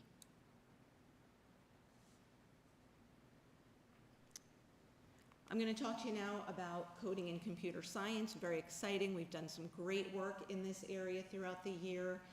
We were very fortunate to hire a consultant to help work with our teachers in K through 12, any teachers that teach any coding or computer science in the district. Were at 2 separate PD days. The first PD day, our consultant and our supervisors were present, and it was a full day to talk about what is coding. We talked about some general information about computer science, and then we broke down into more grade level specific activities on subsequent PD days. So again, just so engaging. Teachers got so much out of it, and we're so excited to come back and work with Jason. We were able to have our consultant review our curriculum, give us feedback and ideas about how to maybe better articulate from grades K through 12. And again, the professional development sessions were held initially in January and February, but we have continued those into April and May, and we are going to continue to provide support to our teachers as needed to ensure that the new units and the new equipment that we're going to be using is that they feel comfortable implementing that come September. So again, over the summer, we are going to continue to work on those curricular revisions, provide any professional development as needed. We are going to be implementing our new course at the high school, Programming with Python CP. That will start in September, and we're going to continue to look into other possible courses that we can offer to continue to bolster the coding and computer science offerings here in Fair Lawn. So some of the things that we were throwing around were, do we do a cybersecurity type of a course? What else can we do in this area? And you'll see that there's some connections to our CTE when we asked students what they were interested in, and you'll see that computer science did come up. So a lot of this is definitely intertwined when we look at those results. And again, you can just see that is our consultant and our teachers working on some OZOBots and some other microbits and things during the PD session. I'm going to talk quickly about after-school enrichment. As you know, this is the second year that we are offering after-school enrichment programs for our elementary school students. So thanks to the support of the board, we are able to split those costs with our families. So based on feedback from last year's survey, we got a lot of feedback that, wow, art would be a really great thing for us to offer our students. So we were able to contract with Abracadoodle, who offered some art classes to our students. We continued the relationship with Code Ninjas to do some coding work, and we continued to work with Mad Science to do STEM-based sessions and activities. This is just showing you across the schools the numbers of students that participated in each of those sessions for each of those contracted activities. And then the other thing that I thought was interesting to share with you was, based on our agreements and based on the funds that we had, you can see what the total possible attendance was for each of those offerings and how many students actually enrolled. So Abracadabra, we did not have full enrollment, and we did not have full enrollment in Code Ninjas. You'll notice, however, in Mad Science that we actually enrolled more students than we had space for. And that's because we had already finished with Abracadabra and Code Ninjas. We had funds still available that were never used. So we were able to say to Mad Science, if you've got the staff, we've got the funds, and we've got the students. So let us know if you can help us out, and they were able to help us out. So we were able to obviously enroll more students in Mad Science than we had first anticipated. So we have the parent feedback survey ready to go. I'm going to be sending that out to our elementary principals so that they can share that with all of our parents. It's not just for parents whose students attended the programs, but it's to get feedback from all of our parents, because maybe there were some that wanted to enroll but couldn't, and so we just want to hear from all of our parents if they're interested in giving us that feedback. And then based on that, again, we will decide what the future is for next year. Gifted and talented. I'm going to invite Kelly D to come on up and join me. Kelly is instrumental. Our Lindcrest principal is instrumental in helping with our gifted and talented program. She really oversees all that nitty-gritty detail stuff with this program. She works very closely with our 4 gifted and talented teachers. And we presented during our audit presentation in September, we shared with you what our timeline was. And so we are going to share on the progress that we made on the gifted and talented. So again, to reiterate, we provided professional development for our staff about giftedness. We developed curriculum guides for all of our current courses, and we put those up in Atlas. We also were able to develop district gifted and talented vision and mission statements with a group of parents and administrators and teachers, and it was a great day, and we were able to really collaborate over the course of a couple of months on what that should look like. We were able to define all of the gifted and talented services at each of these tiers, and I'm going to let Mrs. D share that with you on the next couple of slides. We met with the Education Budget Committee to talk about what kind of additional funds we might need for our new and improved gifted and talented programs. And so we did request $20,000 additional in supplies and also testing materials, because one of the audit recommendations was to use the full battery COGAT, not just the screener, and to also use some additional creativity tests. So we needed some funds to be able to purchase some of those standardized assessments. We are in the process of redesigning the criteria. Multiple measures will still be used, although some of those measures will be different in some instances. And we have our consultant, Meredith Thomas, coming back to meet with a team. There are 19 educators across the district that volunteered to be part of our identification committee. So we are going to go through a full day of training on June 12th, where we will learn this new, more holistic process of identifying students for the various tiers of programs that are being offered. So that's coming up on June 12th. And then we want to obviously do a presentation for our parents. We didn't want to schedule it yet because we don't have that full view of the criteria and eligibility, which will be a huge question from our parents. So at the very least, we're going to be creating a video that we can put online for parents. So once we have all the information, we're going to create a video.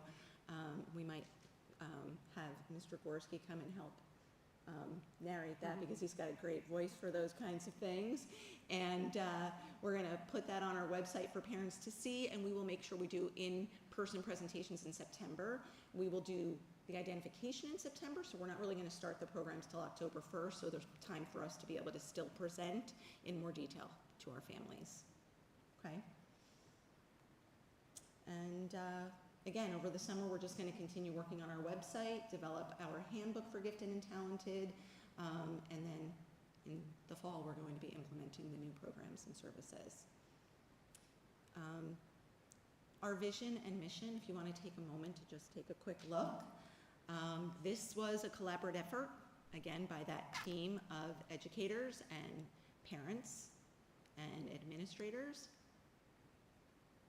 We really feel like it reflects the values and what we hold dear here in Fairlawn about not just gifted and talented students, but about supporting all of our students, creating enriching opportunities for whole class instruction, as well as for the identified students.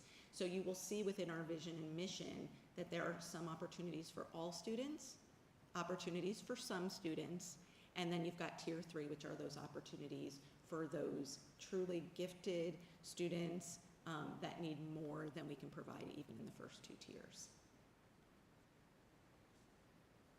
Misty? Thank you. So as Dr. Lakatina said, receiving all of that feedback from the audit that we had with Dr. Thomas in collaboration with our gifted and talented specialists who have been on all of these PD opportunities, we really used all of that information to revise these tiers to be able to really meet the needs of our gifted learners. So tier 1 is where we provide programming for all of our students. So our gifted and talented teachers are pushing into classrooms and providing whole class learning opportunities. And that coupled with the differentiation that's happening every day in our classroom, which is actually something that was really commended throughout the audit, that our classroom teachers are doing an excellent job on differentiating within the regular classroom. Tier 2 is the opportunity for some of our learners. This is where we identify some pull-out opportunities for our students in grades K through 6, for our literacy seminars, our math seminars with a strict academic focus, where we see students that are performing above their peers in that area and need a little more than differentiation within the classroom. Also, our gifted and talented teachers have time where they can collaborate with classroom teachers to really talk about the needs of their students, and our gifted and talented teachers can provide the support and resources to meet those learners within the classroom. And then tier 3 is where we see the majority of our revisions to our gifted and talented program. This is where we are going to be providing support for few identified learners. We'll be identifying really that small population of gifted learners and pulling them out and giving them opportunities that will enhance their learning, but also meet some of their social emotional learning opportunities with like-minded peers. So we know that from the research that there are needs in executive functioning, there may be needs in social emotional learning. So all of those affective needs, we have some twice exceptional learners, and we'll be able to meet their needs through this pull-out that we are going to be providing. All we kept hearing from our gifted and talented teachers and from our parents is time. We want more time for our gifted and talented students, and this tier 3 will allow for that, as well as type 2 being expanded to a full year of services for our students, not just trimester-based opportunities. I'm glad that Mrs. D highlighted that. Those are, probably the largest changes to the gifted and talented program is the seminars that we used to offer as sort of our gifted programs has dropped down to tier 2, so that will be more of an enrichment type of a program for students that show those relative strengths in math and or literacy. Whereas the tier 3 services, it's not necessarily just math or literacy. It could be something, that's science related or art related. And again, we're very happy that we're able to expand the program for a full year. So more to come on all of this as it continues to develop. And again, just a couple of pictures of students engaging in some G&T activities. And the final portion for me this evening are the results of the community service survey that was given to our students. So we spoke with the high school students via the survey and asked them, do you participate in community service, either in the school or out of the school. And you can see that 47% of our students that are in the high school, and this was given to all of our high school students during the school day, so they all participated, unless they were absent that day. And 47% of our students said, yes, we are already participating in school or non-school related community service. Most of our students that were participating in school-based volunteerism said, for almost 50% of them said, I do that through one school activity, and another 31% perform that through 2 different activities. And then you do have some students that are involved in, 3, 4, or 5 activities in the school that encourage them or enable them to do community service. Again, about 70% of our students, 75% of our students that were surveyed say they perform between 1 and 20 hours of community service per year. And again, you'll notice that there are places where students do more than that. And then we asked them, well, what about outside of school? How many activities are you involved in through civics groups like scouting or religious groups or other venues? So outside of school, again, very similar, about 75% of our students said 1 or 2 activities is what I'm involved in outside of school. But interestingly, when you look at the information from outside of school activities, you can see that, you've got quite a large percentage of our students that are performing over 50 hours of community service outside of school with, again, a civics group or a religious group or with their families. So there's, again, a lot of students participating both in our school and outside of our school in a variety of activities, which encourage them to perform community service. We asked students when they complete their community service hours, and again, no shock, after school, weeknights, over the summer, weekends. A few do it over their school vacation. And then we asked, well, what benefits do you receive from performing community service? And we had almost 40% of our students say, it just really feels good to help other people. Followed quickly by, it really helps enhance my application for colleges or other activities. It helps meet a requirement, whether that's an outside of school activity or an in-school activity. They're often doing it to meet some type of requirement. And 16% of our students say, well, you know what, my family really encourages volunteerism. So we have students that are doing volunteer work with their families as well. And then finally, we asked students, so what are the challenges of performing community service? And you can see that 64% of our students said, it is really difficult to find the time to volunteer because I have so many other commitments. And then we had another almost 30% say, I'd like to, but I'm just not sure where to start that whole process. Students also told us that it's challenging for them to find the actual volunteer opportunities. Some students also said that it's difficult for them to get to those opportunities. It's hard to get a ride there.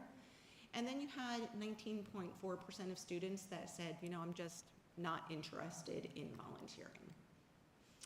So we thought it was important to just try to get a handle on what are our students already doing, where are they performing these activities, what are the benefits and the challenges. I'm going to invite Mrs. Mancuso up to continue.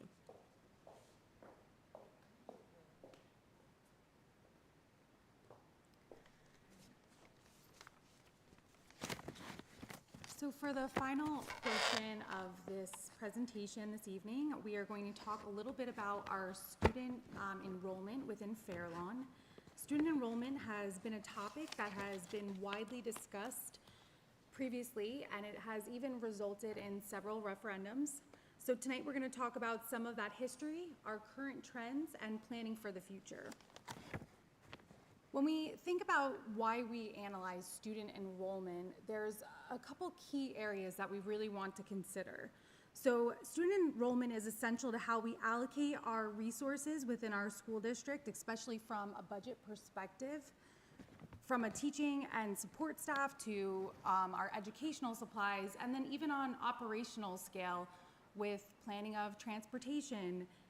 All of these things are based on our student population.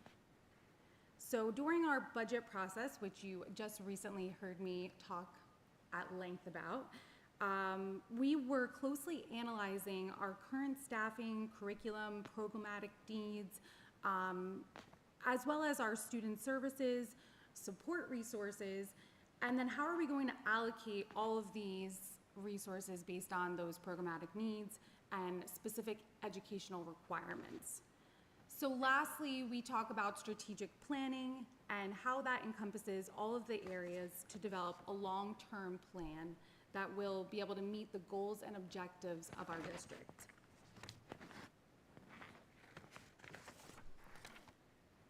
So what we did here was we really tried to analyze the past 5 years. So previously there was already a demographic study that was completed within Fairlawn.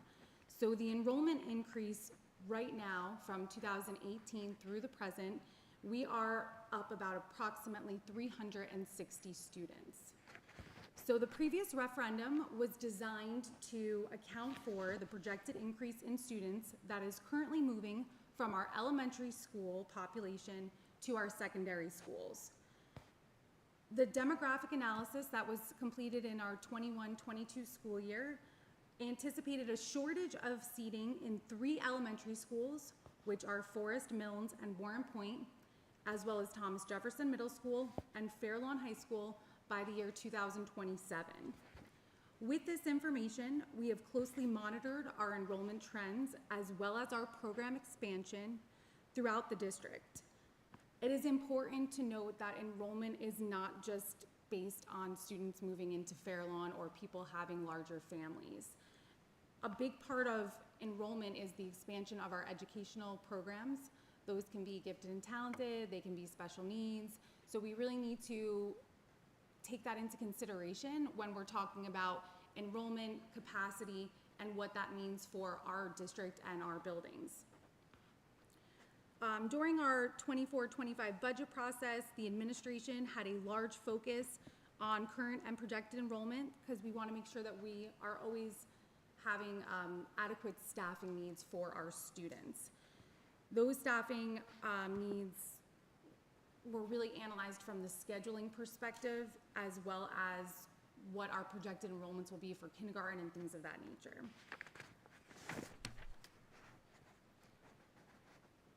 The enrollment trends for the elementary schools are displayed again over the past 5 years, and they show a peak in the 18-19 school year as well as 19-20. Since that time frame, all of our elementary schools have decreased in enrollment with the exception of Radburn and Westmoreland Elementary School. Radburn Elementary School has steadily increased on an average of 28 students per year from 2021 through 2024, and Westmoreland has increased an average of 9 students for that same time period. It was important for us to use the data from 2021 through 2024 because, as many of you remember, we did a shift and moved our 5th grade into our middle schools. So we wanted to make sure that none of our numbers were skewed. The largest variable when analyzing the elementary schools is obviously our kindergarten enrollment. So we do take this into consideration when we're planning for our budget and we're thinking about staffing. This year we just approved 4 additional teachers in total at Westmoreland, Warren Point, and Milnes. That does not mean we will hire all of those teachers, but it does mean that we are preparing for what the kindergarten registration process could be, because right now we don't have a full picture. We really won't have that full picture, unfortunately, until August, so we want to make sure that we're prepared for whatever comes our way. The district also keeps in mind that we do try and project our class sizes while maintaining about 21 students per class.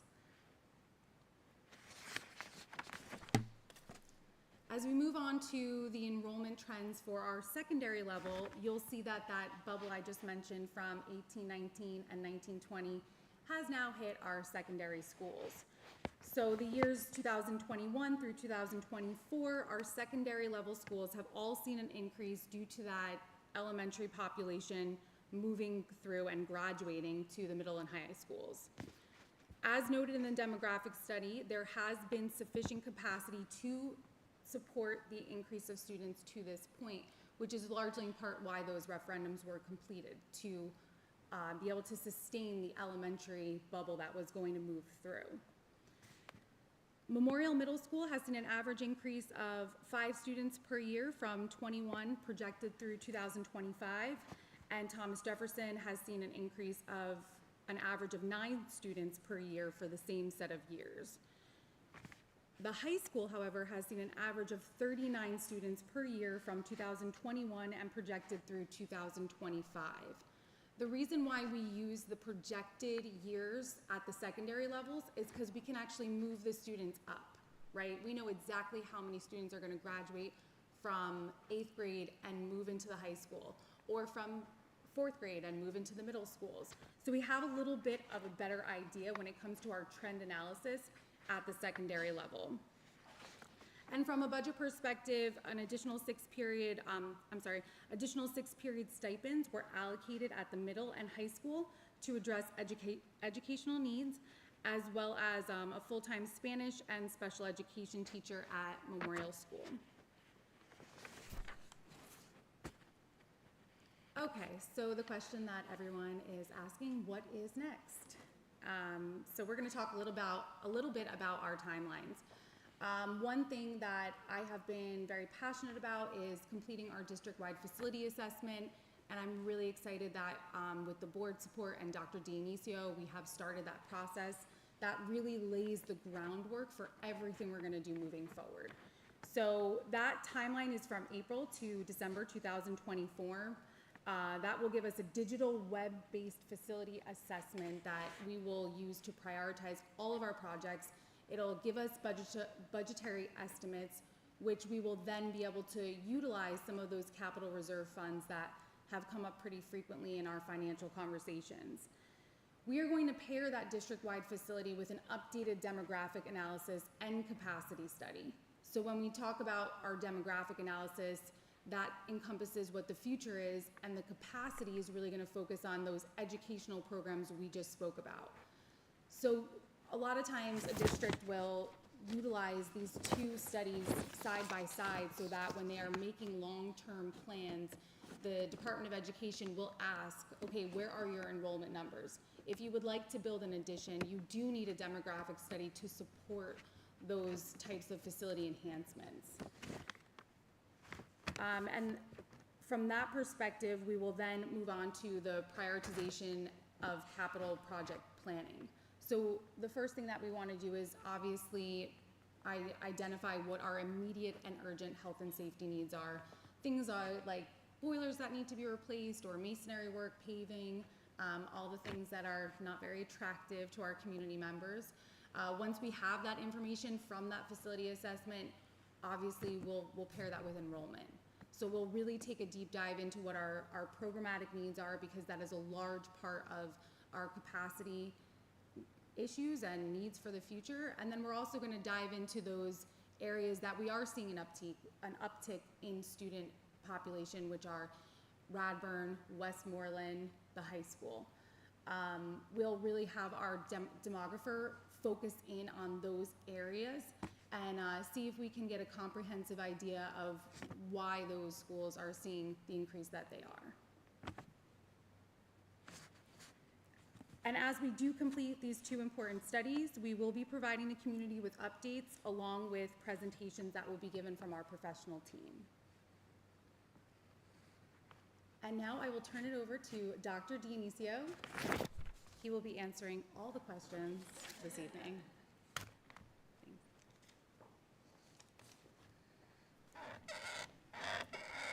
Okay, this is the opportunity for the board. If the board has any questions, yes, that would be great. Ms. Mahan, we can have all the board members return to their seats, so that way you have your microphones. And then I'll be happy to, we can actually all return to our seats. I'll have IT do that.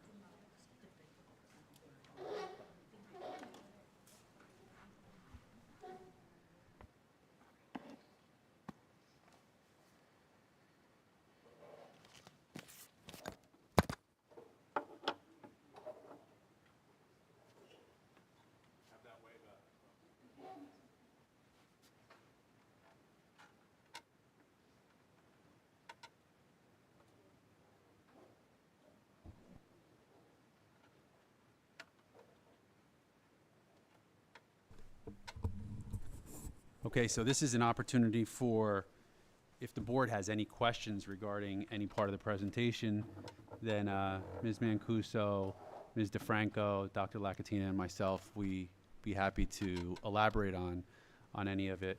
I'd just like to thank everyone on the administrative team again for all of their work and effort. You could see there's an incredible amount of progress going on here in our district. What we also do hope to establish moving forward in the future is a regular cadence of smaller presentations, because as you can see, there's a lot to capture. And a lot of these topics are items that we've been discussing over the past few months with our committee meetings, and that the board has questions about and that we want to be able to share out. And we think that establishing presentations on a smaller scale every month or every other month would be very fruitful for our conversations, and also much more palatable to be able to digest. So I'll turn it over to Ms. Mahan and the board if you have any questions regarding any of the parts of the presentation. I will open the floor for questions. Ms. Avelovich, Dr. Bertolini. Thank you for the wonderful presentation. I have a couple of questions. During the education committee, we heard about the languages, and I wanted to know, can the administration make a chart to determine what % of our students take Spanish, what % of our students take French, and what % of our students take Chinese, to determine whether we're currently what we have? Can the administration do that so we can see what % of our students actually are taking the language that we're currently That's offering? easy enough for us to be able to bring back to the education committee. Okay, so okay, great. Is the Python a half-year course or a full-year course? That's a full year course. Okay, great. I have another question is, I know that Rutgers and a lot of other colleges have a computer science boot camp program in which they do like a 10 months where and after that the person can get a job making 60,000-70,000 a year, and they really don't need a college education. That's what they can code, basic coding, I assume. Is there a way, as one of our CT program, we can look into actually creating something like that? So obviously we would do freshmen through seniors or even middle school starter students to get the concept of coding, so that by the time they graduate our high school, they can get a certificate of something, same thing that Rutgers provide, that they can actually be coders. Would that be something administration can look into? I think with the work that you heard Dr. Lacatina present on, the progress around coding, there's a lot of initiatives and areas that the committee has explored. So I think anytime we have opportunities to explore that meets our needs and aligns with our current curriculum, that's something that we'll look into. So your comments noted. And the last thing is, for the past couple of years, we've been doing only 3 enrichment classes. I was wondering if it could be expanded into 4 enrichment classes for next year, because every year they say, let's give it a chance, let's do 3. Can we try to do 4 so that at least once a week, a student for a full year has an opportunity to do some enrichment? Are you talking about the elementary Yes. after-school enrichment? Yes. So if you'll recall, during the budget process, we actually did slightly increase that account from a budgeting standpoint. So we did allocate more funds. What you'll also find is, from the numbers that Dr. Lacatina shared this evening, we actually had more seats available than actually parents took advantage of, which is why we then diverted some of those funds to the Mad Science program. So we did already budget for that for next year, so hopefully the parents will be able to sign up and we'll be able to expand our offerings for our students. Thank you.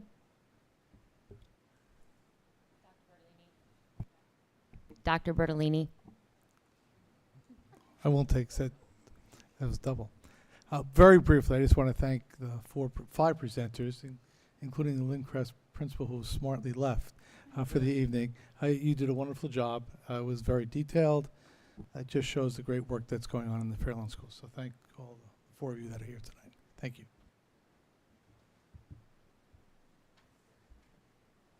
Anyone else? Floor is closed.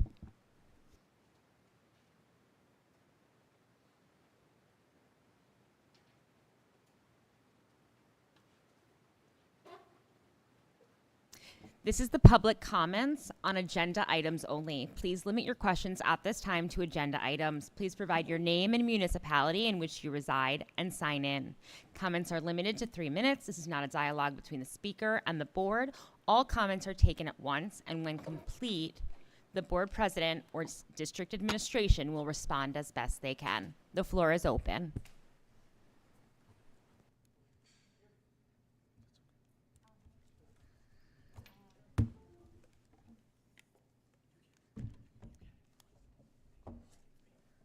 Oh, that's fine?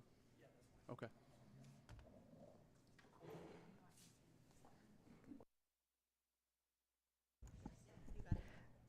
Yes.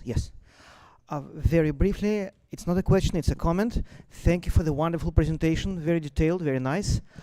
Indeed, would be great to do it kind of smaller chunks in the future. I completely agree.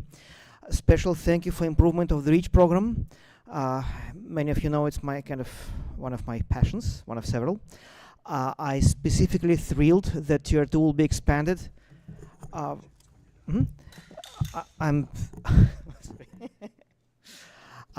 thrilled that Tier 2 will be expanded for the full year. This is absolutely great, and I'm looking forward to next month's presentation about the details of the REACH program. And my name is Vladimir Itkin, Greenwood Drive, Fair Lawn.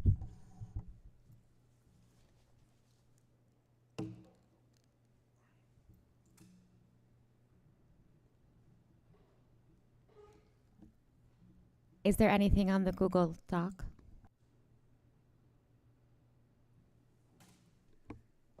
There is.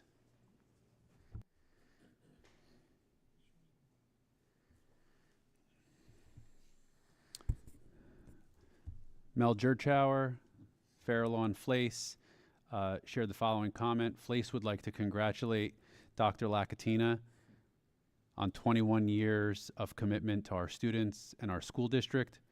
We wish her nothing but the best in retirement. Although we have you till the end of the calendar year, we want to go on record now. You will be missed. PTA council meetings won't be the same without you. Flace would also like to welcome all the new hires on today's agenda, particularly Kathleen Hoy, Angela Marino, Jacqueline Patty, and Rebecca Vogt.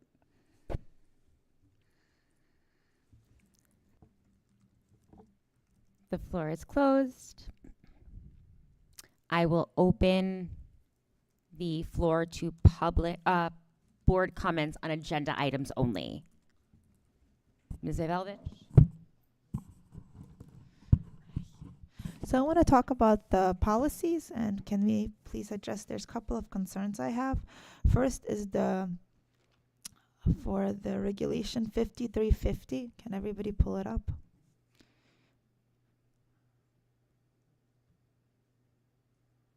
If you can just make your comment and then. No, but we need to look and we need to change it. It's not a common, this is our policy, this is our job as a board. It's not a common thing.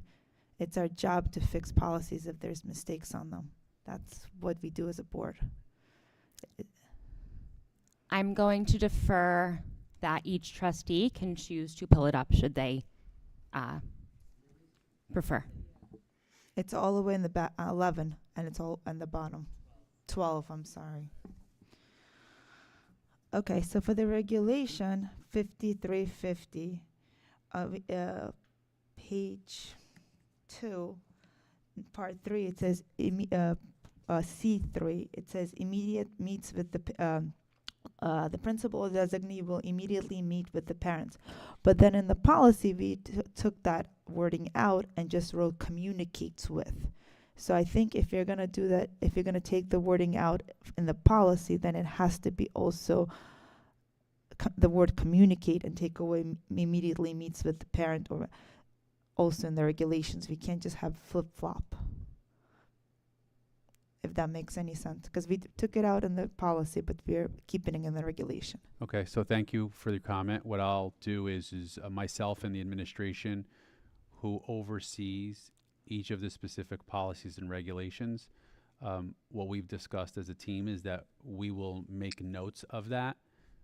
Board members on each of those respective committees that reviewed those policies and regulations will also make notes. And then because the process is one where we have a first reading for policies with no action, which is tonight, and then a second reading for policies and regulations, which would be at our subsequent meeting, which would be on June 20th. If there are any adjustments that need to be made, or that the administration and the board committee and then brings it back to the board chooses to do, upon hearing the recommendations and the comments, those will occur, and then we'll make note of that for the subsequent meeting. Okay, so another thing is, I spoke to the board attorney and he agrees that, for example, in page 2 of the regulation, part B2, it says in accordance to C. He said it would be fine to write paragraph C, so it's easier to understand. Just writing C or writing B doesn't make it's not very clear, and he said that it would be appropriate. Can you reference that again? For example, specific location? page 2, Mhm. letter B2, on the it says in accordance with C. See, okay. He said it would be anytime we have an accordance to referencing, we can do paragraph C or something like that, so there's multiple policies. So before we move on, Mrs. Favolovich, so if I may comment and give a recommendation to the board, while I recognize that the board policies is a function of the board, what I would also suggest is the board and the district pays Strauss Esme to draft policies and regulations. I think the best practice for a Board of Education is to, the best of our ability, stay the course with what the recommendations are unless there's something glaring that's a concern. And the reason for that is managing time and the amount of edits and how much it would take. So if it was something that was substantive that would really impact, I would say, let's go and do that. I hesitate to advise the board that that would be a good idea to make that change, because we could be doing that on 20 or 30 policies and regulations for each meeting. So I think our practice, especially in view, Ms. Favolovich, of the point that you brought up over the past several meetings, well noted about the importance of moving through our policies and regulations, making these changes is going to slow down that process. So once again, I think if it's something that's significant, I think we take a look at it. If it's not and the board is comfortable with the language, then I think we should consider just moving forward as is. With all due respect, we did change it in some policies. We want to be consistent. The law likes to be consistent. If we changed it already in some policy and we already did a second reading and they're approved, we should be doing it on all the policies to be consistent. Otherwise, some policies are updated one way, some policies are updated another way. It just doesn't seem consistent, and I think it's wrong. All right, we've noted the comment. Thank you. Okay, so regulation 3212. So in some of our policies, we write immediate supervisor. In this policy, we wrote designated, but the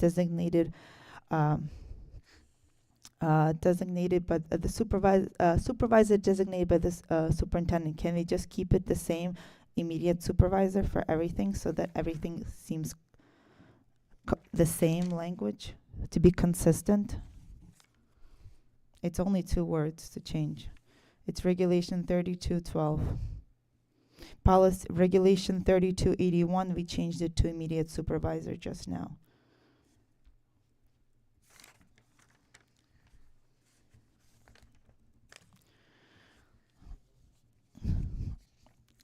So I have a question for this. Regulation 3142, part B2. It says on or before May 15th of each year, each non-tenured teacher, staff member continuously employed by the Board of Ed since the preceding September 30th shall receive written notice from. How about if they started in October? They don't have to receive it in May 15th? That's what I have a question on that. If they started any other day after September 30th.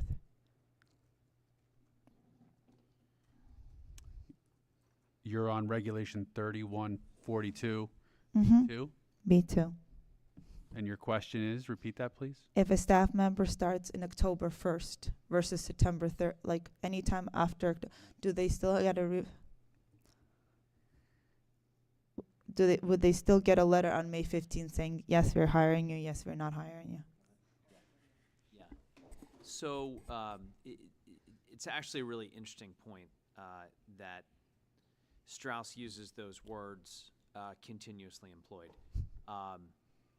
The law requires notification by May 15 for employees, and does not parse out, for the context of renewal versus non-renewal, whether somebody has been employed for a day or a year with regard to non-tenured employees. So to answer your question, everybody gets notified. It has to be notified by May 15th. So does that make no sense then in our policy that we have to put September 30th? I'm just curious. I don't understand. Why would we even put the date if it's everybody? Yeah, so, may I? Please. As we mentioned, as we discussed briefly before the meeting, and as our superintendent noted, Strauss-Esme, and Strauss-Esme, it's like thinking of the universe. We can look at individual planets. Strauss has an entire fabric, an entire universe as to how all of these policies and regulations work within one another. I would be happy to consider this, or the policy committee could consider this, and we could look further as to why there's a reference here to continuous employment. No, to September 30th. That's what my Yeah, continuous employment. Right, it says September 30, but anyway, the point is, sitting here looking at this in isolation, without looking at where it is otherwise referenced and what the policy says and what the thinking is, I'm simply making an assumption that Strauss has some reason to use that language in that date. Oh, so Monique, by the second reading, would you be able to tell us the reason? Is that okay? The comment has been noted. Okay, so some of our policies, we changed the his and hers to theirs. And here we kept it here's and hers. Are we going to keep it here's and hers in this policy, and every other policy we're putting as theirs? I've noted the comment. I'll take a look at that with the administration.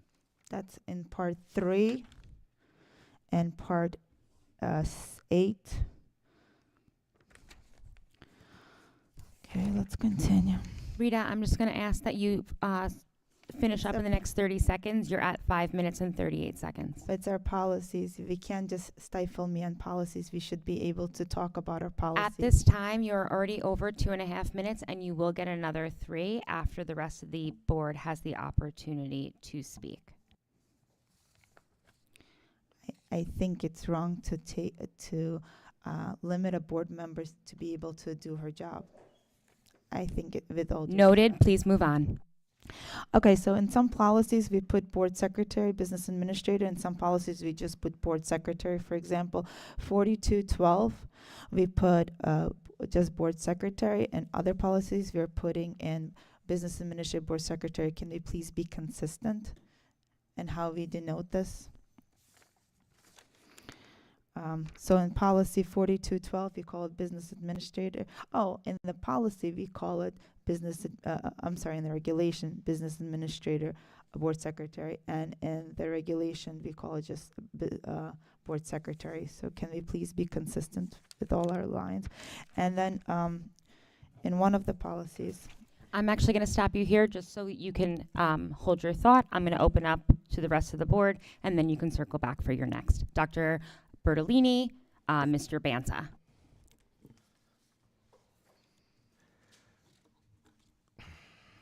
I'm going to be as polite as possible. Just 2 points. One, policy is more general. Regulations can be different terminology because it's the guidelines that you follow for the policy. Strauss-Esme is a very effective body that we use. We spend a good amount of money to use Strauss-Esme. Oh, sure. I'm sorry. We spend a lot of money on Strauss-Esme, and I'm sitting here at, I don't know what time it is right now, to be honest. It's 10 o'clock, nitpicking on what word we're going to use. I don't think anyone in this room, maybe with the exception of a few, want to spend our time here nitpicking over words on policy. It is our job to do policy. We have Strauss-Esme that gives us a very effective system. We do have time limits for board comments, and I would encourage our board president to follow those guidelines. But to go over each word of a policy, we're never going to get through policies. I think our superintendent has done an excellent job in putting policies to each committee. I know education did 4 or 5 last meeting, and the other one I was on did 6 or 7. So I think he's done an excellent job in making sure we go through policy. But to sit here at 10:30 at night to go over what letter is the right one, his or her, I didn't get on the board for this. Thank you. Mr. Banta. Yeah, on that, we have maybe not a policy, but a procedure where we get the agenda 6 days ahead of time, and then we're supposed to, if we have questions on the agenda, we're supposed to send in those questions to the superintendent. And I know everybody knows that because we get the 15, 20, 30 questions that are asked when they're answered. So I don't think we should be entertaining changes to the agenda or the policies on a whim at the public meeting, whether it's 10 o'clock or 8:30. We have a procedure. The procedure is you see something, you don't understand it, you want to talk about it, write to the superintendent before the meeting. That way, the superintendent can have a response for you instead of sitting here going round and round. So that's my 2 cents. We have a procedure. Let's follow it. Noted. Anybody else? Okay. Ms. Velich, I will give you another 3 minutes. We care about equity and inclusion, and you just proved as a board that you don't care about equity or inclusion. Just making sure. Just because obviously I don't feel, you make sure that I don't feel welcome. Policy, regulation and policy 4281, we took out legal guardian from all our policies, but we kept it in for this because parents were included as legal guardians, and we discussed that at most with our attorneys. So we should take that out since we're going to be consistent. The law likes consistency. So I'm going to be voting no for 6A1. Why? Because the conference already occurred. Why are we approving it just now? It occurred on May 22nd. Now I have a question. My question is, the history book does not have an online version.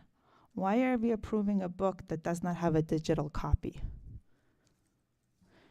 I'm also voting, I'm voting, so this is my question from Mr. Denisio. I'm voting no, that was my question. Now I'm gonna say why I'm voting no for the books.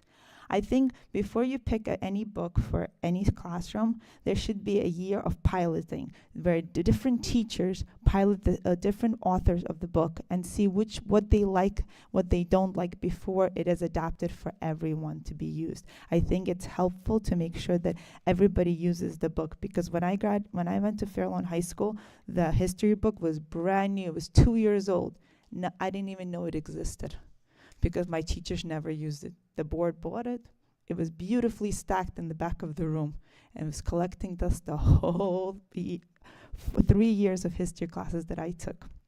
So I think in order for teachers to use the book that we are spending thousands of dollars, they need to pilot the book and make sure that it is they actually think it's useful and helpful in teaching the material.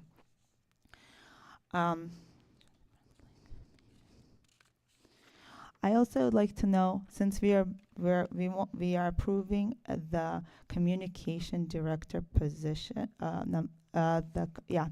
My question is, they're going to be taking lots of photographs, which is great. How will the district ensure parents such as me that don't want their children's faces to be online, to make sure that they will not be on Instagram, on our websites, on our thing, since we're so big, we want to.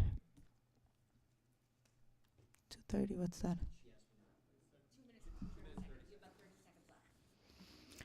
Okay, I also would like to know that I asked this question already, but it was kind of vague.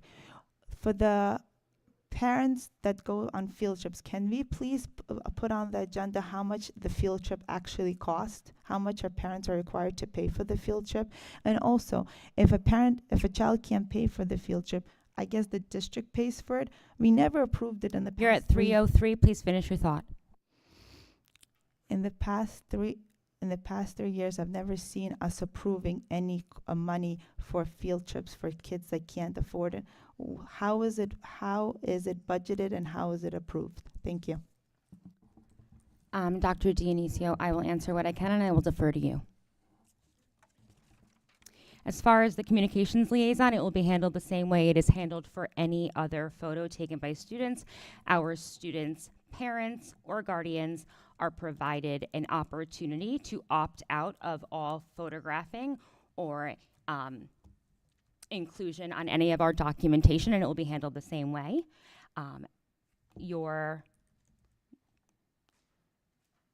It is noted that you are voting no to what you are voting no to. And your last question. I had 2 questions. That's okay. I'll just defer to Dr. Dionisio. Thank you. Garden State Coalition of Schools presentation, so I had a conflict in my schedule, and I was able to attend that annual meeting, fantastic meeting of board members and superintendents from across the state. We had an opportunity to hear from legislators and really advocate at the state level. So it was a wonderful event. We do have a process for textbooks where we actually spend quite a great amount of time in discussions about different types of textbooks, which ones are appropriate, getting feedback from our teachers before decisions are made.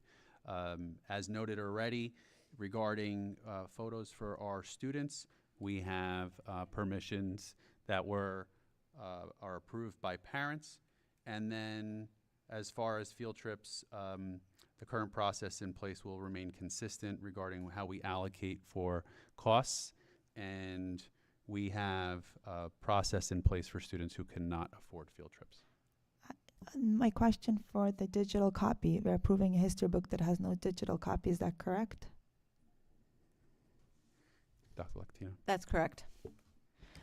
But my question is not how do we allocate money. My question is, can we put how much the cost for the field trips on the agenda? No. Is there a reason why? Yes, it's more cumbersome work, and as you can see, we have a lot of high-level goals to accomplish, and as I've made it very clear to the board, we need to remain focused on the areas that are of most importance.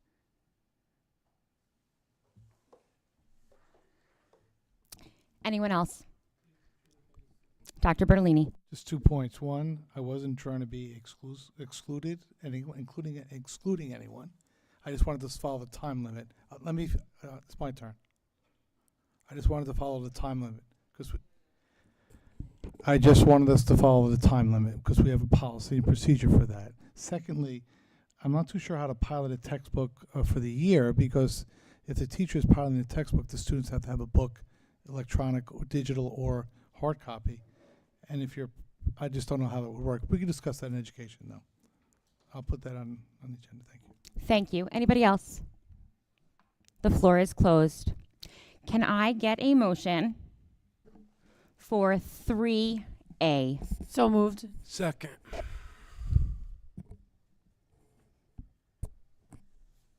Roll call. Mr. Baldowski? Yes. Mr. Banta? C.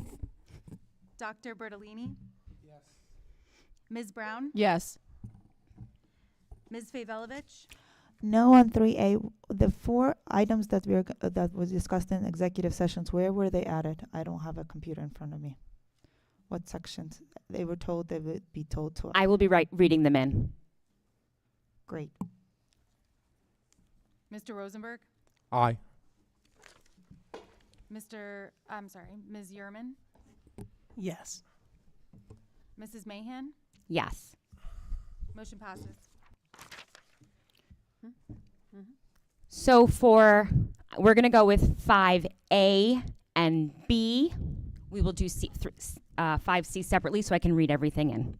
So can I get a motion for 5A and B? So moved. Second. Roll call, please.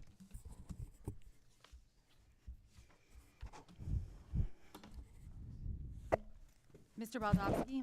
Yes. Mr. Banta? Aye. Dr. Bertolini? Yes. Ms. Brown? Yes.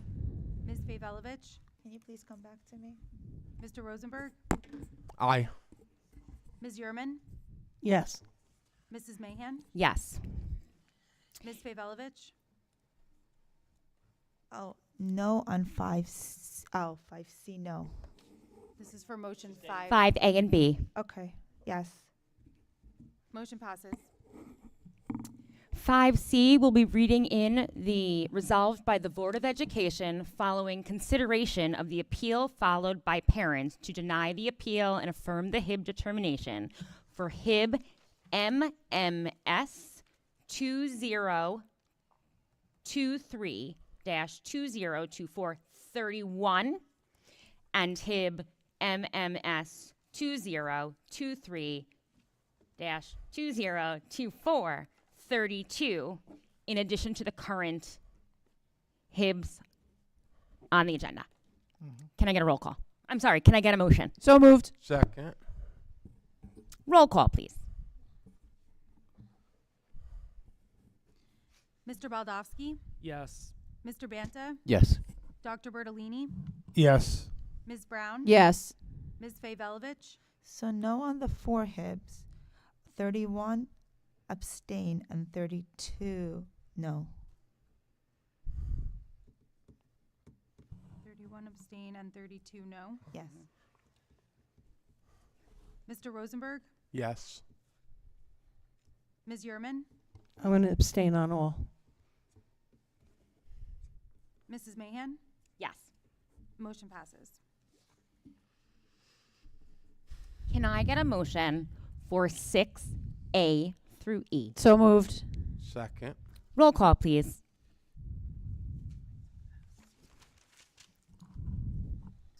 Mr. Baldowski? Yes.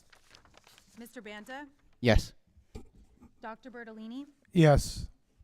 Ms. Brown? Yes. Ms. Pavelovich? No on 6A1 and 6E. Mr. Rosenberg? Yes. Ms. Yurman? Yes. Mrs. Mahan? Yes. Motion passes. Can I get a motion for 7? So moved. Wait, I'm not done. Whatever Sorry, it I'm is, really so a moved. little shaky. 7A through M. So moved. Can I get a roll call, please? Mr. Baldowski? Yes. Mr. Banta? Yeah. Dr. Bertolini? Yes. Ms. Brown? Yes. Ms. Pavelovich?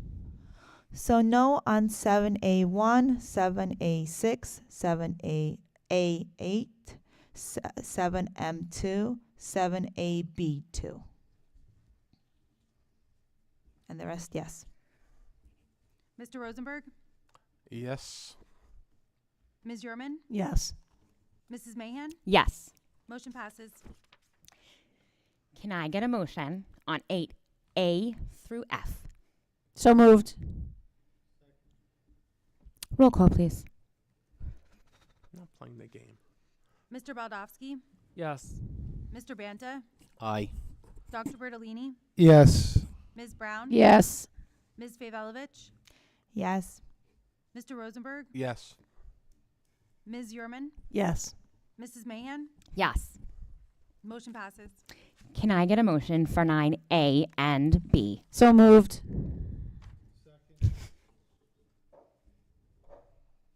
Roll call, please. Mr. Baldowski? Yes. Mr. Banta? We. That's French for yes. That's our second. It's number 2. Dr. Bertolini? Yes.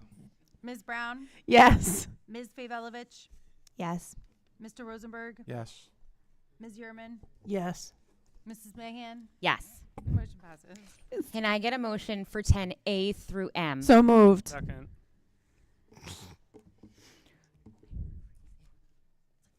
Well, then talk faster. Sorry, roll call. Mr. Baldowski? Yes. Mr. Banta? Aye. Dr. Bertolini? Yes. Ms. Brown? Yes. Ms. Pavelovich? No on 10C. 10C3. 10C3. Mr. Rosenberg? Yes. Ms. Yurman? Yes. Mrs. Mahan? Yes. Motion passes. Can I please get a motion for 11? Hold on, there's a lot of these. I know I'm getting down to the bottom. 11A through 11 double V. So moved. Second. Thank you. Roll call, please. Mr. Baldowski? Yes. Mr. Banta? C. Dr. Bernini? Yes. Ms. Brown? Yes. Ms. Favolovich? We are in 11, or can you come back to me, please? Mr. Rosenberg? Yes. Ms. Yurman? Yes. Mrs. Mahan? Yes. Ms. Favolovich? Yes. Motion passes.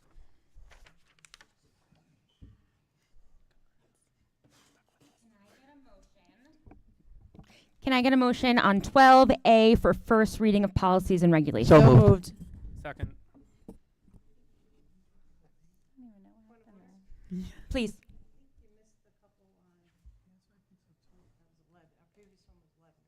11, we did A through double V.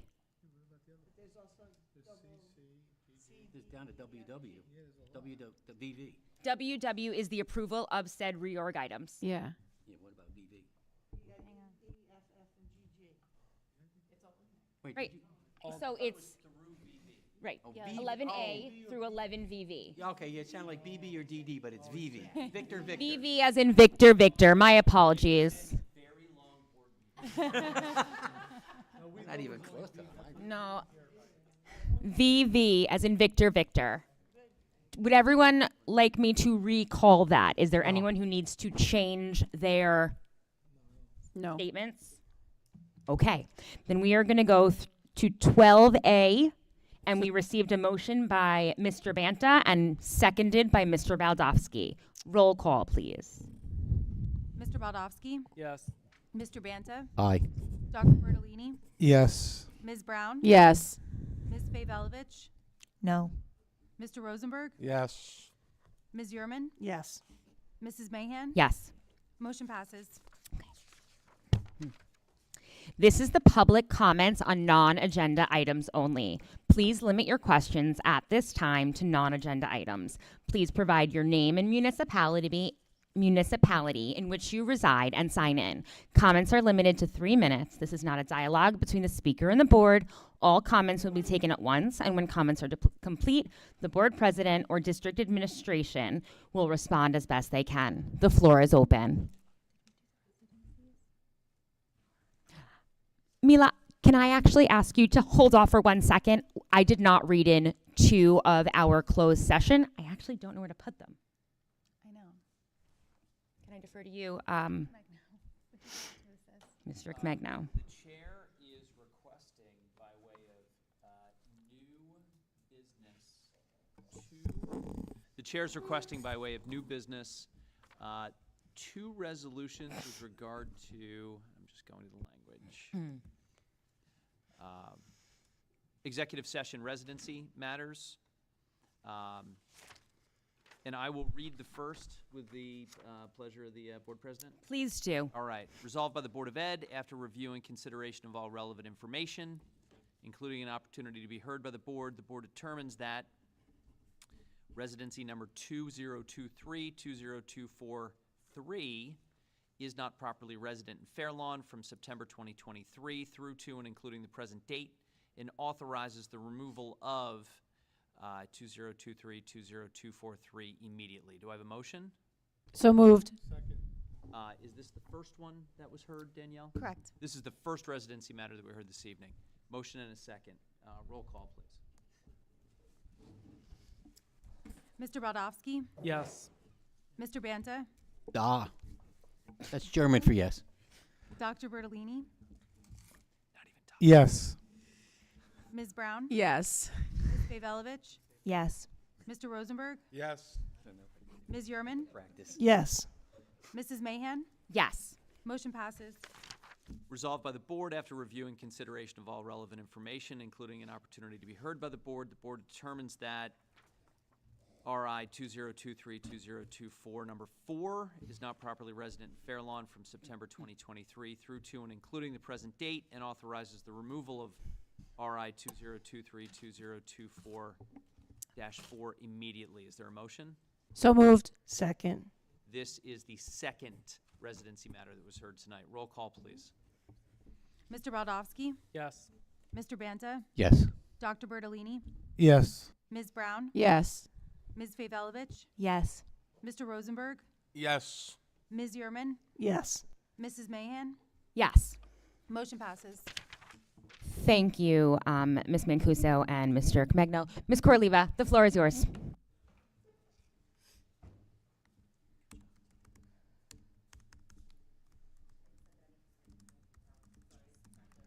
I hear you. If you wouldn't mind just signing in your name and sharing your name, which I already referenced. Ms. Corleva lives in Fair Lawn.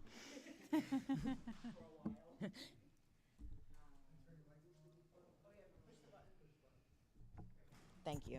Hi, good afternoon. My name is Ludmila Koroliva. I am a Mills resident, TJ resident. I'm not sure how that works. So today I just want to say I am upset extremely. This is my child's homework laptop. We were trying to do a project that is due tomorrow. The things that we were trying to do is find pictures of books. So the project was collect a list of books that you read throughout since September until now. It closes tomorrow, the 31st.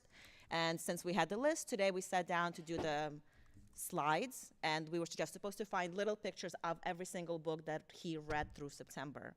So the problem that he ran into, that these things are being blocked by Fairlawn website. So things that are being blocked, and I apologize, the computer is about to die, so I might use my phone because I took pictures. The things that are being blocked is things like 100 excellent realistic fiction books for kids, blocked by Fairlawn website. Another one, 100 best fantasy books for children, images, blocked.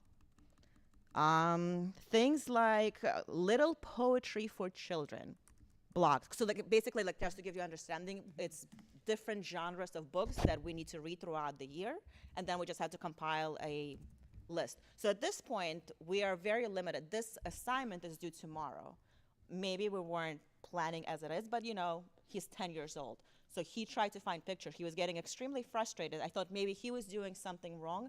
I went onto this website and tried doing searches. So like, the search history is a lot because we've been doing this since 3:30, 4 o'clock when he came home just to finish it so he could have a restful day. But what I found odd, that when I went on websites such as YouTube, YouTube is freely open. I'm able to go and watch Minecraft with things that have, and I apologize, the truck drivers would be ashamed. The language that in these Minecraft videos, my child is able to access through your computer. I am not using my home network. I am using a hotspot that is provided through school. So like all of this is blocked by the district.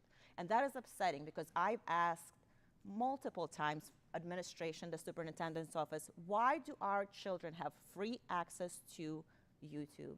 And repeatedly I've been told that it's an educational. Yes, I agree, there's a lot of educational stuff on YouTube, but there's also a lot of stuff that my 10-year-old should not be watching. Not any child should not be watching. It is our parental rights to say what our children should and should not be watching. I do not want to learn. As a parent, I trail my language skills extremely carefully to ensure that my child has proper skills in English, that he speaks, that he knows the difference between may and can. And there's no cursing in my house. So when he comes home and I ask him where it is, and I look through the history, why is my 10-year-old has access to Fortnite on the school computer? He is not allowed to go on Fortnite. Fortnite, I Googled it, it's for 13 plus. My child is 10. Yes, he cannot go on the official one, but there are ways to do it. Yet he cannot research books for poetry. Fantasy books for 11-year-olds was blocked as well. That is appalling. What is he supposed to tell his teacher tomorrow when he is not able to complete his project? Yes, he had a year to do it. He has a list, but it's a visual thing. And it's upsetting to me as a parent to know that he could watch things that I at home do not allow him to watch, yet he cannot complete his apologize, 10:30, language skills. He's not allowed to complete his homework. So I am asking you as a board, let's resolve this because this has been asked from administration, it's been asked from the superintendent's office. This is not okay.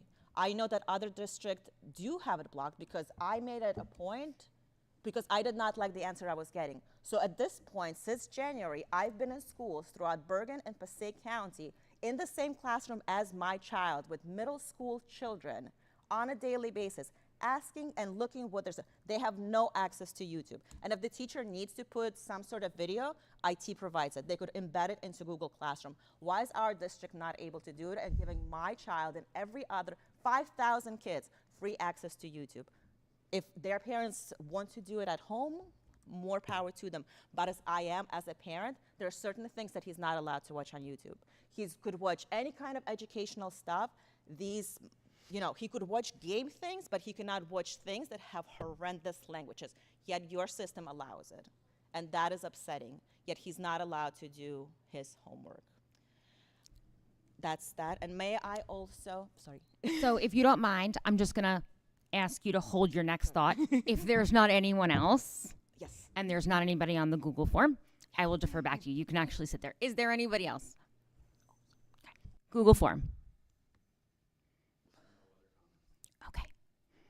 Please continue. I also want to make a comment about the comment that Ms. Favich made about the children's pictures being taken.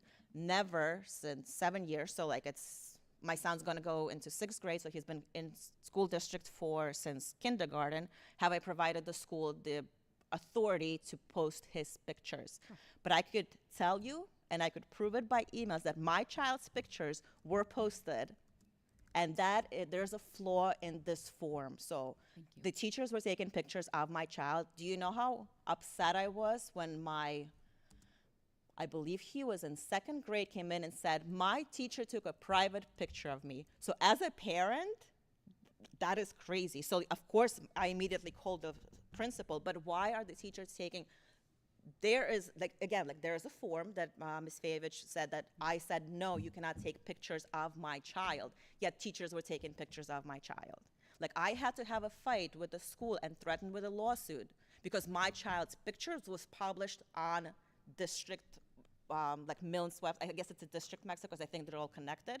Like that's upsetting to me. There is a reason that I don't allow my child's pictures. Like that's my parental right. I should not be justifying why. Like you gave me a form, I said no, yet there's a complete flaw and that is something that needs to be addressed and maybe that flaw has to be closed because I'm pretty sure I'm not the only parent who has issues with these things, and it's going to grow because everybody's on, we want to, our school district is great and we want to see our accomplishment, but certain parents do not want to have their children's faces. You could, the names. And then one other thing, so I have, again, I'm sorry, am I allowed to talk? You are good. You have about 1 minute and 10. I'm sorry, real quick. Go ahead. 10, I know, it's exhausting. I apologize.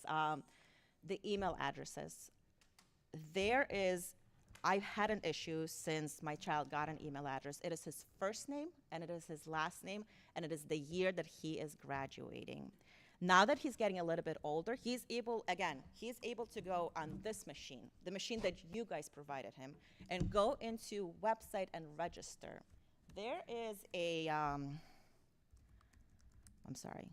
COPA, which is Online Privacy Act. Protects personal information. So the personal information is name and age. So it does not take a genius to figure out if you provide my first name, last name, and the year of graduation, how old that child is. If he's going on a website and registering for sites that, I can't control, I can't sit in here change histories, but I know for a fact that children are doing this, you're overriding our parental rights. You are basically saying, you know what, here's his name, I never gave permission for you to create an email for him with his full name and his year of graduation. It's basically giving the personal identifiable information of my child to the world. Because as they progress, they will register to websites that you might not even know. Maybe your IT might not even know.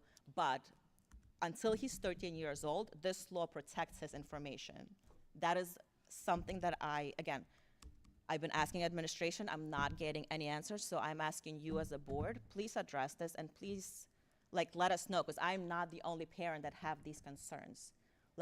My child's privacy is important because we live in a world, a dangerous world. It's no longer like, I grew up in Fairlawn, I've been here for a very long time, and I love this town, but it's not about Fairlawn, it's about the world and the craziness that's going on online, and we don't know who the predators are. We need to protect our children.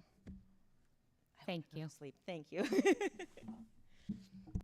Thank you so much, guys, for the board, for the opportunity for me to speak. Thank you. The floor is closed. I'd like to open up the floor to board member comments on new business. Ms. Favalovich. Okay, so this is my 4th time asking in a board meeting. So hopefully I also wrote it in the questions for this week. I still can't get an answer. Before last year, before we were doing the budget, when Mr. Narcia was here, I guess it was a year and a half ago, they said that they ordered the benches for Forest. They showed us a picture of the benches for Forest School, and everything is going to be great. It's been a year and a half. I've asked for what is the progress for it. Oh, it'll be installed soon. We'll get the benches later. What is later? Do we have the benches? When is it scheduled to be? Because first I was told we have the benches, we're waiting for the installer. Now I was told, no, we don't have the benches. Do we have the Forest benches? Are they going to be installed? And what's the timeline? It's been a year and a half. I can answer that question. So I did not say those things. I don't know if you're referencing me, but Mr. Narcia did pick out a sustainable bench when he was here. That bench was not in stock, and by the time it was in stock, it was winter, and benches require footings that cannot be installed when the ground is frozen.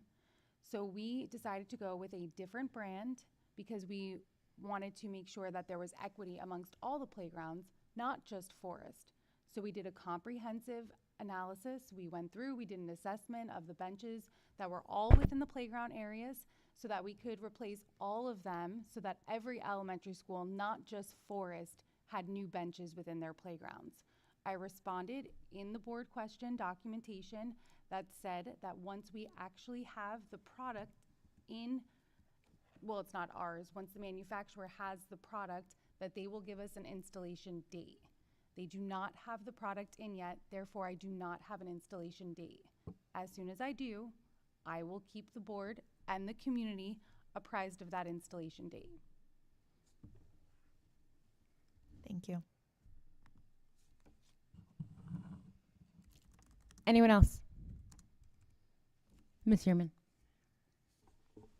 I'm just going to tag along with the mom that was talking about privacy and not having their children's face on the internet.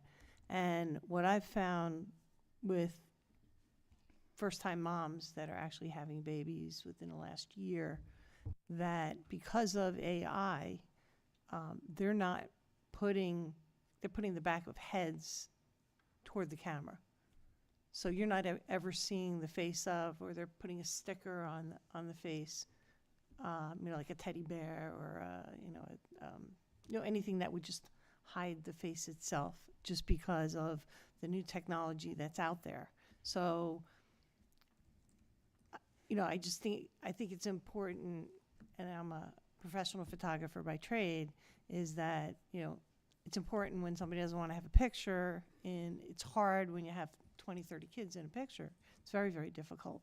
But I think more importantly, it's the whole new data security and AI that's changing the world now. And I just wanted to, tap into that and say that you're going to see, soon you're not going to see anybody's picture on social media except for the back of their heads.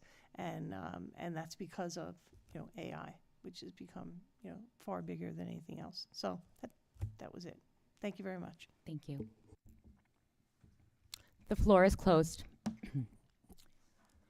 We have upcoming meetings. June 20th is our regular monthly meeting at 7:30 p.m. in Edison School Room 19. On July 25th is our regular monthly meeting at 7:30 at Edison School Room 19.